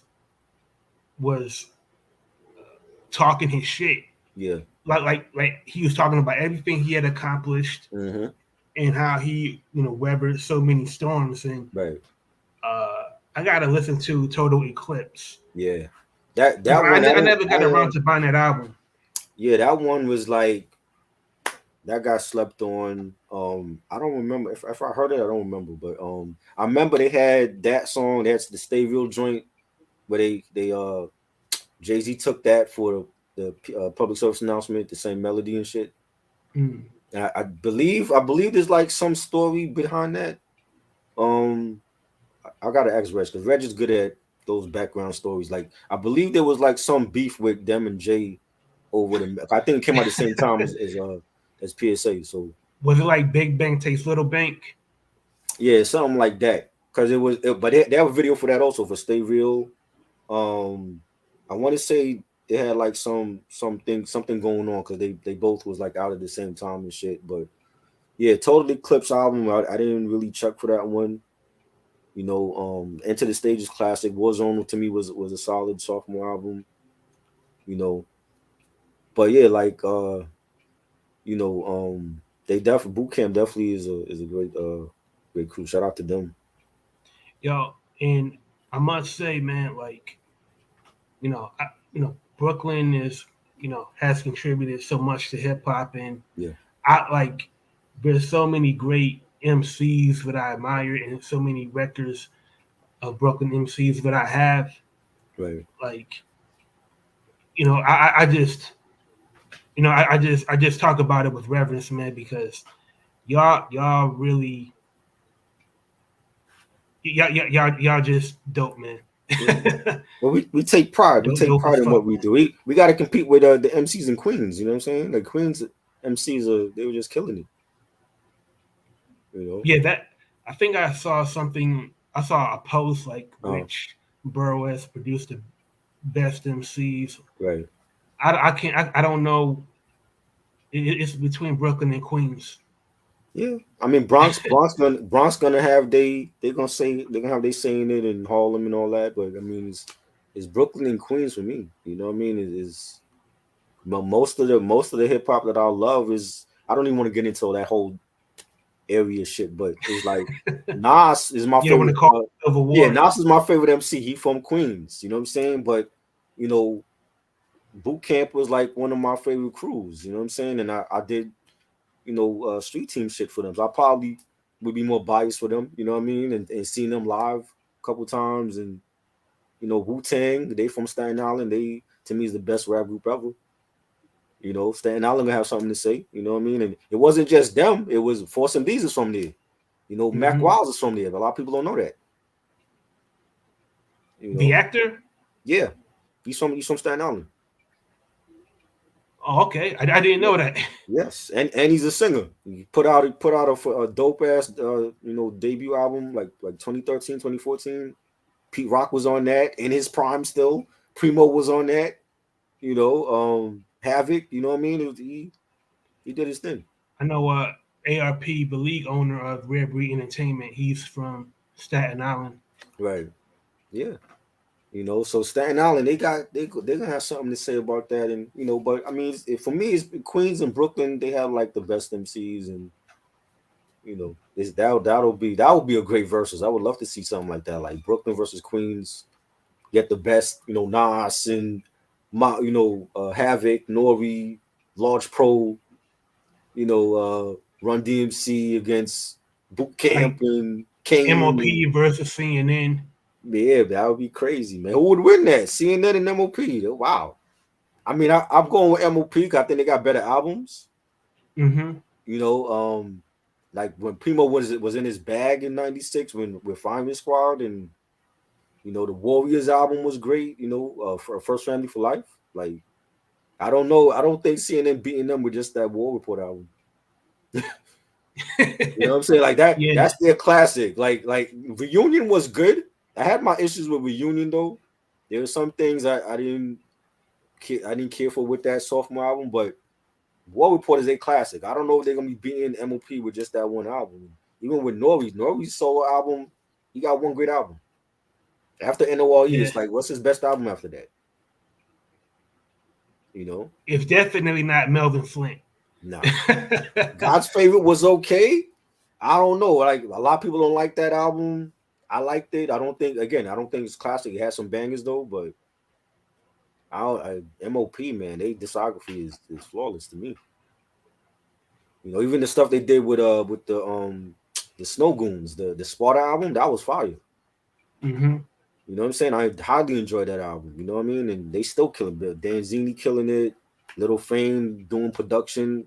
He's dope right now. You know what I mean? So I want to see that I versus. think that can still happen. I I want think to that see can that still happen. MOP against CNN. I want to see that versus happening. I think that can still happen Yeah. because I think, as proven by the Hip Hop 50 Hmm. celebrations, I think there will be a lot of people that would want to see MOP Yeah. versus CNN, Yeah. Brooklyn versus Why not? Queens. Like, Why? And I think the you heads got would two love it. groups from the '90s Right. that were stalwarts Right. in And their era. it wasn't about radio playing commercial for them. They just dope ass groups that the hip hop heads would love. I think that's would be a good matchup. Yeah, I mean, if you look at uh, what was the biggest hit, from either War Report or the Reunion, it might have been TONY. Yeah. TON, No, well that's on it, but yeah, yeah. yeah, but my TONY. point is like, you know, they thrive like you said without significant radio airplay. Their Right. most well known song might be TONY, TONY. and then for MOP, their undoubtedly their most well known song is Right. Annie Up. So Annie up, right. Annie Up versus And then you TONY. got how about some hardcore? You know, then you got Cold Mm-hmm. as Ice. What is Yeah, CNN beating them with after that? You know what I'm saying? What you beating? What? Oh yeah. no? What you beating them with? You know, y'all don't want to fuck with us? Like, I don't know. Maybe parole violators. They definitely got to play some album cuts. You know what I'm saying? Yeah, So a legal life, stick you. You know, maybe you bring out tragedy. You could do some joints. You know what I mean? I don't know. I mean, look, I mean, I hate to say it, but Gaddafi was clearly the better MC between Yeah, Capone and yeah. Nori. So that's another layer. That's another That's layer. another thing. You might have it might have to be CNN and tragedy against MOP. You know, let tragedy do some stuff from the his first album, and then the second one. Intelligent Hoodlum. Yeah, you know what I mean. And then you go into the what's the other joint? The True Confessions joint. Mm-hmm. That joint, the Thug Matrix album. You know, I don't know, man. That would be a good versus. I think that would be entertaining, especially with Nori. Nori's hilarious. Yo, the on stage banter It would be crazy. would be Yeah, hilarious, man. it would. It'd be crazy. I think Because that's I why people want to watch it. Like the Nori just gonna be crazy with it. like this. Like if uh, the same way that Fat Joe was trending Yeah, during his verses with Ja right. Rule, I think half the time Nori wouldn't even know where he was. Yeah. And fact, and the thing is, Fat Joe did all of this extra shit because I felt like he knew he was losing. Because I'm like, if you, I was picking Fat Joe to win that. I'm like, yo, I'm thinking he gonna go in his DITC bag and play shit from Represent and Jealous One's Envy, Don Cartagena, and he was trying to keep up with Ja. And then when he started losing, he started doing all this frivolous shit, like, oh, let me give the women some bags and shit like that. And I'm like, come on, man, taking Yeah, off your shirt and all that. Come on, you yeah, know what I'm saying? I'm like, nah, Ja, I'm like, you're not competing with Ja. If that was Nelly, that would have been in battle. And I'm not a Nelly fan, but he got hits. Ja Rule and Nelly would have been a better matchup. You know what I'm saying? Fat Joe, unless he was staying in his DITC bag, it was like, oh man, how you gonna compete with Always on Time and Mesmerize and shit? yeah. That was a prop. That like early on, like you can start to see that his strategy was stay with you know uh you know the early albums, Right. but then like in the latter half, Ja Rule started picking up steam, and the near the middle of the versus battle, the crackhead comment that was kind of like That was crazy. Yeah. Yeah, Sam said he especially. want a Ghostface and Keith Sweat album. Why? Why would you want that? I mean, Ghost, he does like his R&B, He but does. I mean, but he already gave us a Ghost Dini. It's like I mean, if you're gonna do an R&B album, collab album, I would pick somebody else than Keith Sweat. Keith Sweat is a legend, but I don't I even could listen to Keith see. Sweat anymore. I think Ghostface, he would rather, if he's gonna do an album with an R&B singer, I think he would do one with a woman. Yeah. Who would you pick though? On somebody from R&B. Who would you like? Joe Scott? Who would you pick? That's a good pick. Joe Scott and Ghostface. That could work. Or I don't know. Sade is out of the picture, man. Sade, because Sade don't. everybody Sade, was. Everybody, I heard who was it? Muggs on the Muggs did an interview with Bootleg Kev, promoting a Soul Assassins 3, and he even said he would love to work with Sade, but it might that's a never happen. pipe dream. Yeah, Sade and then Muggs, that's never gonna happen. you know, I think Anita Baker, she would be more agreeable, I don't know. Anita than Anita been acting funny lately, man. I don't know. hey, man. I gotta stand up for Anita Baker, man. Like she she has earned the right to be a The diva. acting I mean, like I know people going to find her to be uh find her to be irritable and right. kind of uh um unreasonable, Mhm. but like Anita Baker, like she has her she started from the 80s, is still relevant. Right. Like the Rapture album is classic. Definitely. You Definitely. know, Good album. she had a great career in the 90s, Hmm. and as far as I'm concerned, she's the last female singer from Detroit Oh wow. that's still Still relevant. relevant, yeah. So if she gotta step on some toes, to get some elbow room, then Man.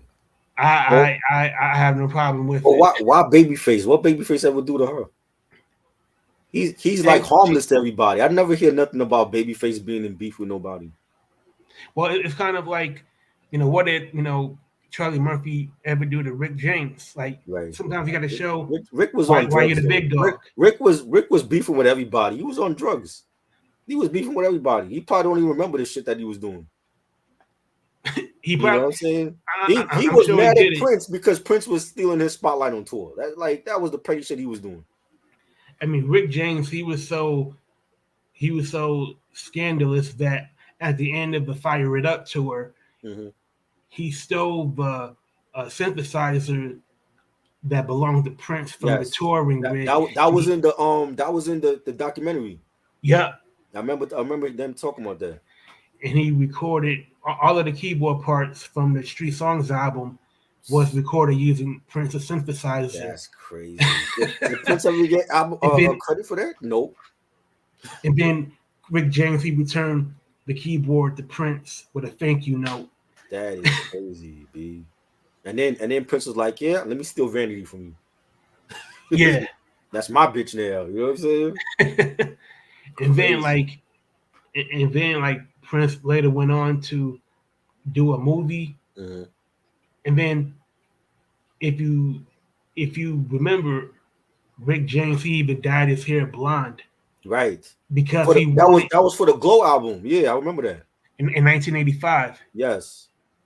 and he wanted to get that same uh, uh, airplane popularity that Prince got, Right.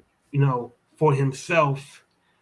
But I got to give Rick James props, man. He did Mhm. not mince any words when he talked about how uh, black artists were discriminated against Yeah. on MTV. Yeah. I mean, Fact. even he had some choice words for Prince, but I appreciate the fact that Rick James spoke up Yeah. and said that I'm not satisfied with just being the token. Right. and that was a shot at Michael Jackson and Michael Jackson, Prince right? because they weren't speaking up Yeah, because they would play it on MTV. They weren't going to, shake the tree, right. but Well, because I of mean, it, yeah, Michael opened doors for black people to be played on that station. You know what I'm saying? Like, absolutely. if it wasn't for him, who, you know what I'm saying, we might never be ever acknowledged. Like hip hop, part of hip hop lasting 50 years is because of MTV too. Like we got to give them their props for I'm, allowing Ed Lover and Dr. Dre to have that show and Fat Five Freddy for so many years, and that was a ritual for us. Like waking up on Saturday mornings at what like 11:30 for MTV Raps, and at nighttime with Fat Five Freddy, and that was a ritual for us. Like 10 p.m. Saturday nights we watching MTV Raps. I You mean, know what I'm without saying? Michael Jackson, there's no Yeah, Yo MTV Raps. There's no Club MTV with right. downtown Julie Brown. Facts. You know what I'm saying? Like that was a historic thing when that happened. He opened the doors for everybody else. And I didn't get MTV till like '88. You know what I mean? Hmm. So that's it's times have changed. They don't even show videos no more on that channel. But that And, was the and, I'm, good old days. and I'm sure there's artists, that are mega, mega big that don't even realize Facts. just how revolutionary Michael Yeah. Jackson was. Right. They why they still doing of VMAs and they don't show videos no more? I don't understand that. Yeah, That's the only well, I can't even say that because BT does that too. Why are they still doing video awards and they don't show videos on the station? I haven't watched an award show in more than 10 years just for that reason. Man, Like, I don't know I don't know who's nominated. I don't know who's, I don't know who's really a star anymore. Like it's back in the basically day. all the pop shit. The Weekend, Doja Cat, all the pop shit that they nominate. Nothing real. Just I mean, I love the Weekend, but it's basically all the pop stars that get nominated now. So Yeah, what I mean? I'm hoping because it's 50 years of hip hop, they do a tribute or something, in, a segment at the award show for hip hop, and because the MTV Raps was big. That was like the biggest show on that channel. It wasn't, Club MTV and all that other shit, Real World and all that. It was Young MTV Raps. You know what I'm saying? But who knows? I don't know. I don't know what they're gonna do. But I just always wonder. I'm like, why are they still doing the VMAs and they don't show videos no more? yeah. You know? I, I think, and plus, like, I know that I know when it comes on, but I don't Mm. feel compelled to watch. To watch it, right? I can follow. You know how I learn who wins? Mm-hmm. Social media. Yeah. Yeah. Because social media is so. Social media has replaced network television. Right. I truly feel like it's obsolete now to have award shows honoring Yeah. music videos. I agree. I agree. That's how I'm like, what are they out like? The videos out that's out now is like it's nothing memorable. It's like what Doja Cat walks around with blood on herself when she's naked in Hollywood, and that's great. That's a great video. I mean, Like blood. what's so great about it? I don't get it. I mean, Blood on the Dance Floor by Michael Jackson is Exactly, that far, was better. yeah, far more interesting You and know what I far mean? more. He was dancing when he had like an all red suit on. Like that was more interesting than, what I mean. I don't get it. I just like it's just a totally different era. And if you think about it, that was in '97. Michael Jackson was, I think, 40 years old, Right. but he had been in the music business for like A 30 long time. years by then. Right. So I think everything that has been done in the music video realm has already been It's been done, done. Yeah. and there's no topping it. Right. So to me, it's just a bunch of derivative, uh, uh, derivative imitations of Yeah. what was done in the past. It's the same. Like when it comes to the rap videos, it's the same videos now. Like they all got a crew. They all blinged out. They standing in front of like a bodega corner store. You know what I'm saying? They might be having like a tray of Chinese food. I don't know why is that so Why is that such a thing? Like we all can have a tray Chinese food in our hands. We're not video stars. It, Why it, is that so fascinating to people? You know, or they have like their crew of gangs, you know, throwing up gang signs and shit, and they got cars on the block. It's the same videos, the same Rome Streets, Griselda. It's the same videos. It's like it's videos don't mean nothing no more. It's like that's what people at they want to see visuals to that their favorite song on the album. But back then, when we have videos to our favorite songs, the videos were classic, just like the songs were. It's not like that no more. I remember when Ready to Die came out, and and people got that album and they hear the album for the first time. They're like, yo, what's gonna be the videos and the singles dropping from Ready to Die? Oh, I want Big to do a video for Unbelievable or for Me and My Bitch or Machine Gun Funk. That's the type of classics era that we came from. Not now. When you have this everybody doing the same type of video. Oh, let me stand in front of a bodega corner store eating my bagel and cheese. I don't get it. like, uh, did you see that Irv Gotti interview on Drink Champs Mhm. when Irv Gotti? I saw clips of it. I didn't see the whole thing because he was going at like Damon. I'm like, why he's going at Dame Dash when you was working with these people? I couldn't believe when he said that he had his idea was to have Nas himself, Mm. Shanti, and Ja Rule pull up to Baltimore and Ben's is eating fried chicken in the hood. What? Why is that so special? People get they get yoked for that in the hood. Like stuff on Marbury, prime example, comes back to the Knicks after he left Phoenix and um you know what happened. He was at the red light when his drop top was it he had a Rolls Royce or something or a Bentley and he got jacked at the red light. You know what I'm saying? Like you Yeah, still no matter how much adulation you get from people, you still fool to a lot of people, especially the people that can't afford what you got. You know what I'm saying? So I'm yeah. like, I don't understand why is that such a thing now? Like, oh, let me do a video in the hood with my fly ass car and my crew, and I'm eating, ghetto Chinese. I don't get it. And you know, like if you think about it, like the worth of that foreign car, Right. the jewelry that they're wearing is undoubtedly more than the property value Yeah. of that block. Facts. And they probably don't have insurance on that jewelry more than likely. Hmm. You know what I'm saying? It's like, what are y'all doing? Like, That's why don't put out the video if that's the case. If you're gonna do a video like how everybody else is doing, don't do the video. that's why I now that I'm older, I can understand where C. Dolores Tucker was coming from. Like Yeah. like some of the like the rationale that we use, like, Right. man, like we want to pull up in Baltimore Why?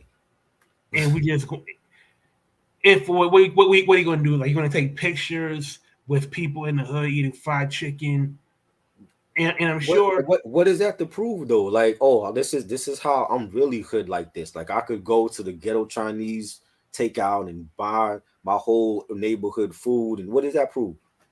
the only thing that you're doing is promoting that Chinese food bodega. Exactly. They're Chinese making Asians gonna make all the money. It ain't you. You know what I'm saying? I don't understand like what and I'm seeing it so often in all these videos now. I'm like, bro, that wasn't even a thing back then.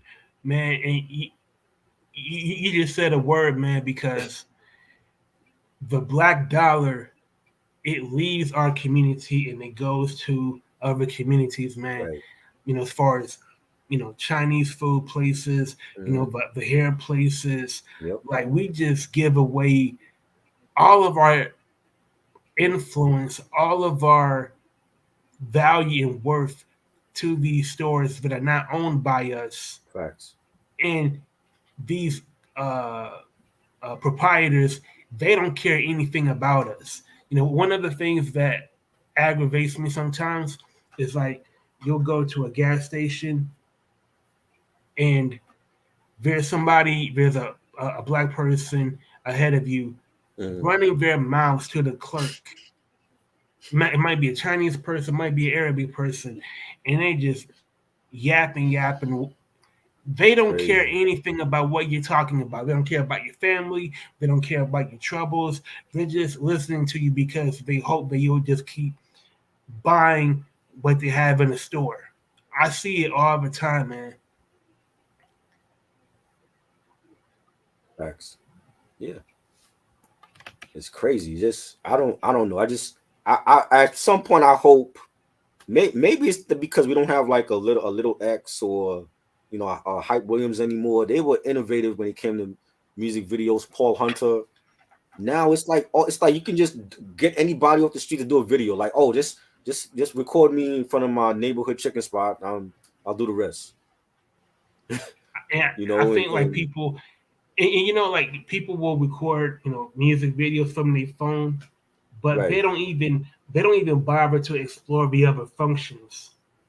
Like like like I don't, like you know how like when you buy a phone, there's a bunch of apps that right, you don't even know what they're uh for. But when these when these kids when they shoot videos, they don't know they can do more than just stand on the block. You can use right, blue screen, you can use different fonts, you can create your own metaverse. Like there's so many things that they don't even think about because they're not like the thought of going beyond the hood is right. so foreign to them. It's like like I just saw a video with Eddie Kane and Ren the villain, and they're like on a regular block with a corner store, and they're just walking up and down the block, and they're just shooting the video. That's the video right there. They're just walking up and down the block. I'm like, where's the storyline? Yeah, You know what I'm saying? Is it that easy to shoot a video now? Like you can just do that in like 1 hour and that's it, not even 1 hour. That's like what 10 minutes. bro. I'm like, bro, there's no creativity in these videos no more. I seen another video with Hit Boy and his pops. I think his pops is a rapper, and they're like outside of, I want to say they're outside of the Dodger Stadium or something. They're outside of a stadium in the parking lot, and that's the whole video. They're in like a lowrider in the parking lot outside the stadium. That's the whole video. That's it. Yeah, No storyline, no nothing. yeah, You know what I mean? It's like yeah. we've come a long way from Michael Jackson's Thriller to where we at now. And this is everybody wants to be a boss. Everybody wants to be a mogul. Everybody wants to be a CEO. But you know, And like sometimes, man, like if you if you ask them what that really entails, and if you just ask them what do you think that entails, you'll get some interesting answers. yeah, I want to see. I think I want to see better videos, man. I want to see better videos for, and that's not just rap, but in pop music also is the same type of videos. It's weird. It's like Illuminati type videos, and I want to see better videos all around from any genre. It's just people gotta do better, man. Like like remember Bjork? Bjork, Like right, she was so odd and she was so weird, but right. it got your attention. It got Like your I attention, didn't know right, what was happening. right. Like like to me, like good videos, it make you curious. It make you want to continue watching. Sam, Like you love everybody, yo. The one person you don't like is the Weeknd. He loves everybody. it, You know what I'm saying? I yeah, love Bjork. I'm not. I know Bjork. I'm not like a fan of hers like that. me neither. You know what I mean? But I remember she used to like dress weird to like award shows and shit like that. She was like she did in the '90s what Lady Gaga did Yeah, later on. yes. But see, Lady Gaga had great music with her though. You know what I'm saying? Like, yeah, she would dress weird, the meat suit and all that, and but she had great music to me. You know what I'm saying? Like I was a fan of Lady Gaga, and she's a good actress too. Yeah, I remember. Like actually, when I was working at Joe Louis Arena, Yeah. I actually saw Lady Gaga walk up the corridor Oh because shit. because she was performing a concert Right. and we all had to get there early. Hmm. But when it was announced that she would be coming down the corridor Right. near us, it was like a fire drill. Wow. Everybody lined up against the wall, and we That's just dope. watched her make her way down from the dressing room Hmm. to the stage. Right. And I had, I mean, I had heard her songs on the radio, but to Yeah. see her actually perform, She could I sing. yeah, all like I heard more, like in an arena you Yeah. hear more bass than Yeah. music, but when she sung a cappella, I could hear it clearly. Yeah. She's a great singer. Definitely. Definitely a dope singer. And she did like an album, like two albums with Tony Bennett. Rest in peace to him. And the album. She did an album with Mark Ronson. And yeah, she's dope. I always like Lady Gaga. Yeah, I mean, she's definitely the real deal. Yes. I think like the image changes was like the medicine in the candy. Yeah. It was to get the attention of the public, and then she truly Yeah. you know bared herself. Facts. So what you got? Tell the people what you got coming up. Promote your channel and all that. Yeah. Well, first and foremost, on September 16th, I'll be doing a charity walk for a organization called NAMI, which is National Alliance on Mental Illness. And the goal is to provide free resources to people that suffer from mental illness Right. for free to little to no cost. So, it, make it affordable, and it's going to cover therapy, counseling, professional resources if you need to get job training to enter the workforce again. And it's going to be at Wayne State University. We're going to start from there and then walk from there to downtown. And in my on my IG page, there's a link in the bio section where you can donate, and any donation is appreciated, and is something I really uh, care about. So that's my main focus. And uh, lately, I've been doing a lot on Twitter Space, holding hip hop conversations like these Hmm.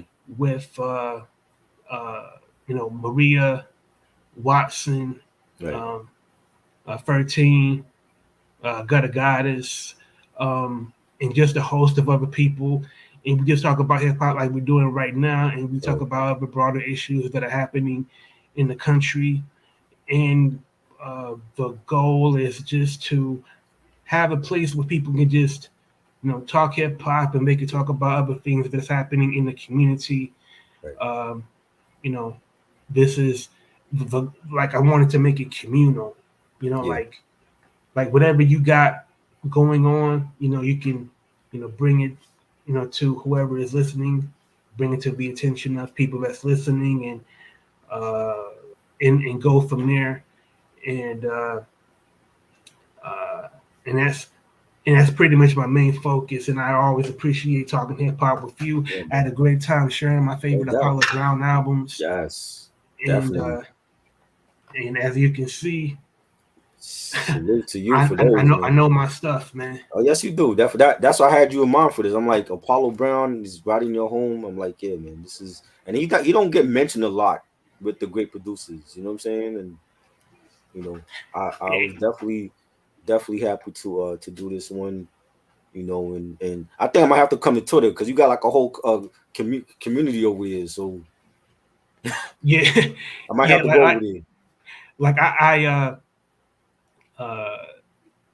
it's much easier to organize uh, a Twitter space, Right. than to do a solo podcast. Yeah. It's way it's much more engaging. That's Hmm. the main reason why I do it. Right. But yeah, I'm definitely like whenever I do another one, I'm definitely gonna invite you. No doubt. I'll definitely have to make an account for Twitter. I never really fuck with Twitter like that, but Hey, but you know what though? mm, Full disclosure, man. Like mm, sometimes I get in trouble because like whenever I see certain political trolls, and Mhm. you know how I feel I about remember you Trump. told me, yeah, Man, like, I got to tell myself, man, why are you letting these yeah, people, you know, uh, you know, bother you so much, man? Like, right, 'cause especially when I see misinformation, like hmm my first instinct is to correct them and right, give them the right information. But I just realized, man, yeah. they're just trolls. They're just trying to get attention, and they're And trying to cause division. you got Elon Musk running that shit now, so Yeah, he might just start kicking people off for no reason. yeah, exactly. Like, Yes, he had trophy. I believe trophies was in his top 10. Yes, yeah, it was yes, in my top 10.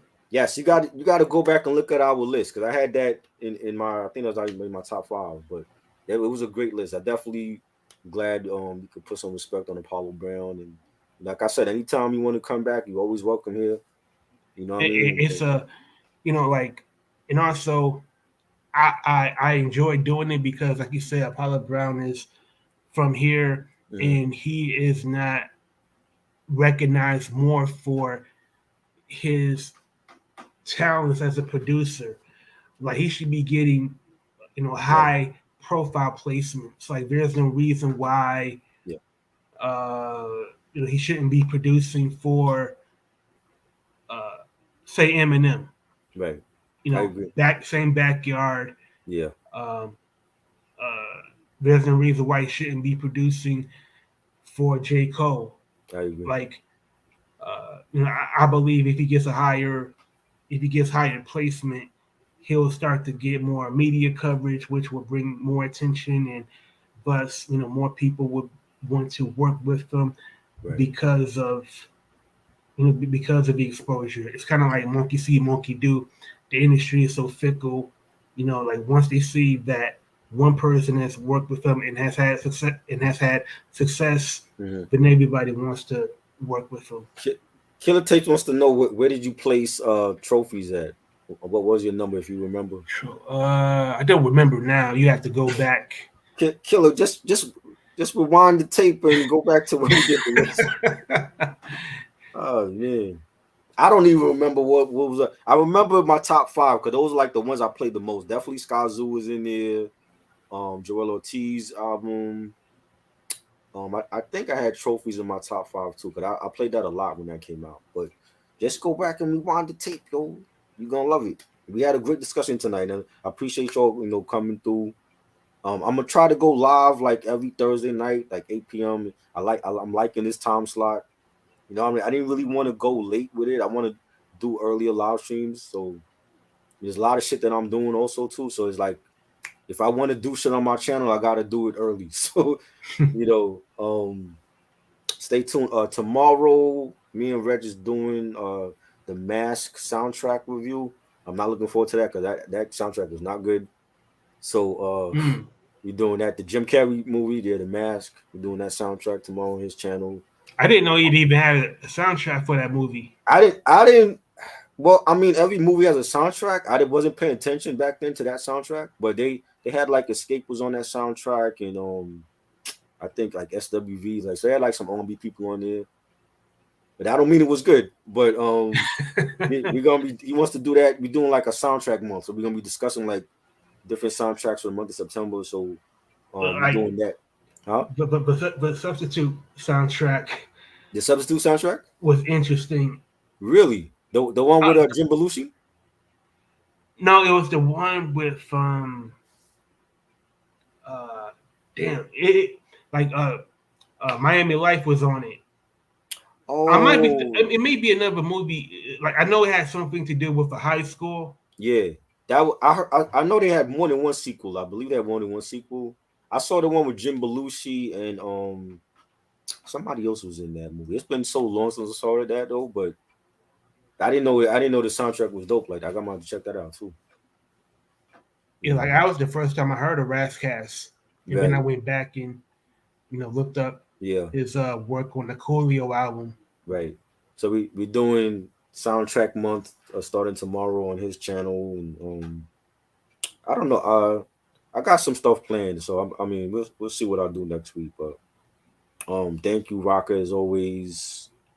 Being a hip hop historian and saluting, just representing this culture in the right way. And I'm definitely gonna have him on again. So shout out to everybody that joined, subscribe.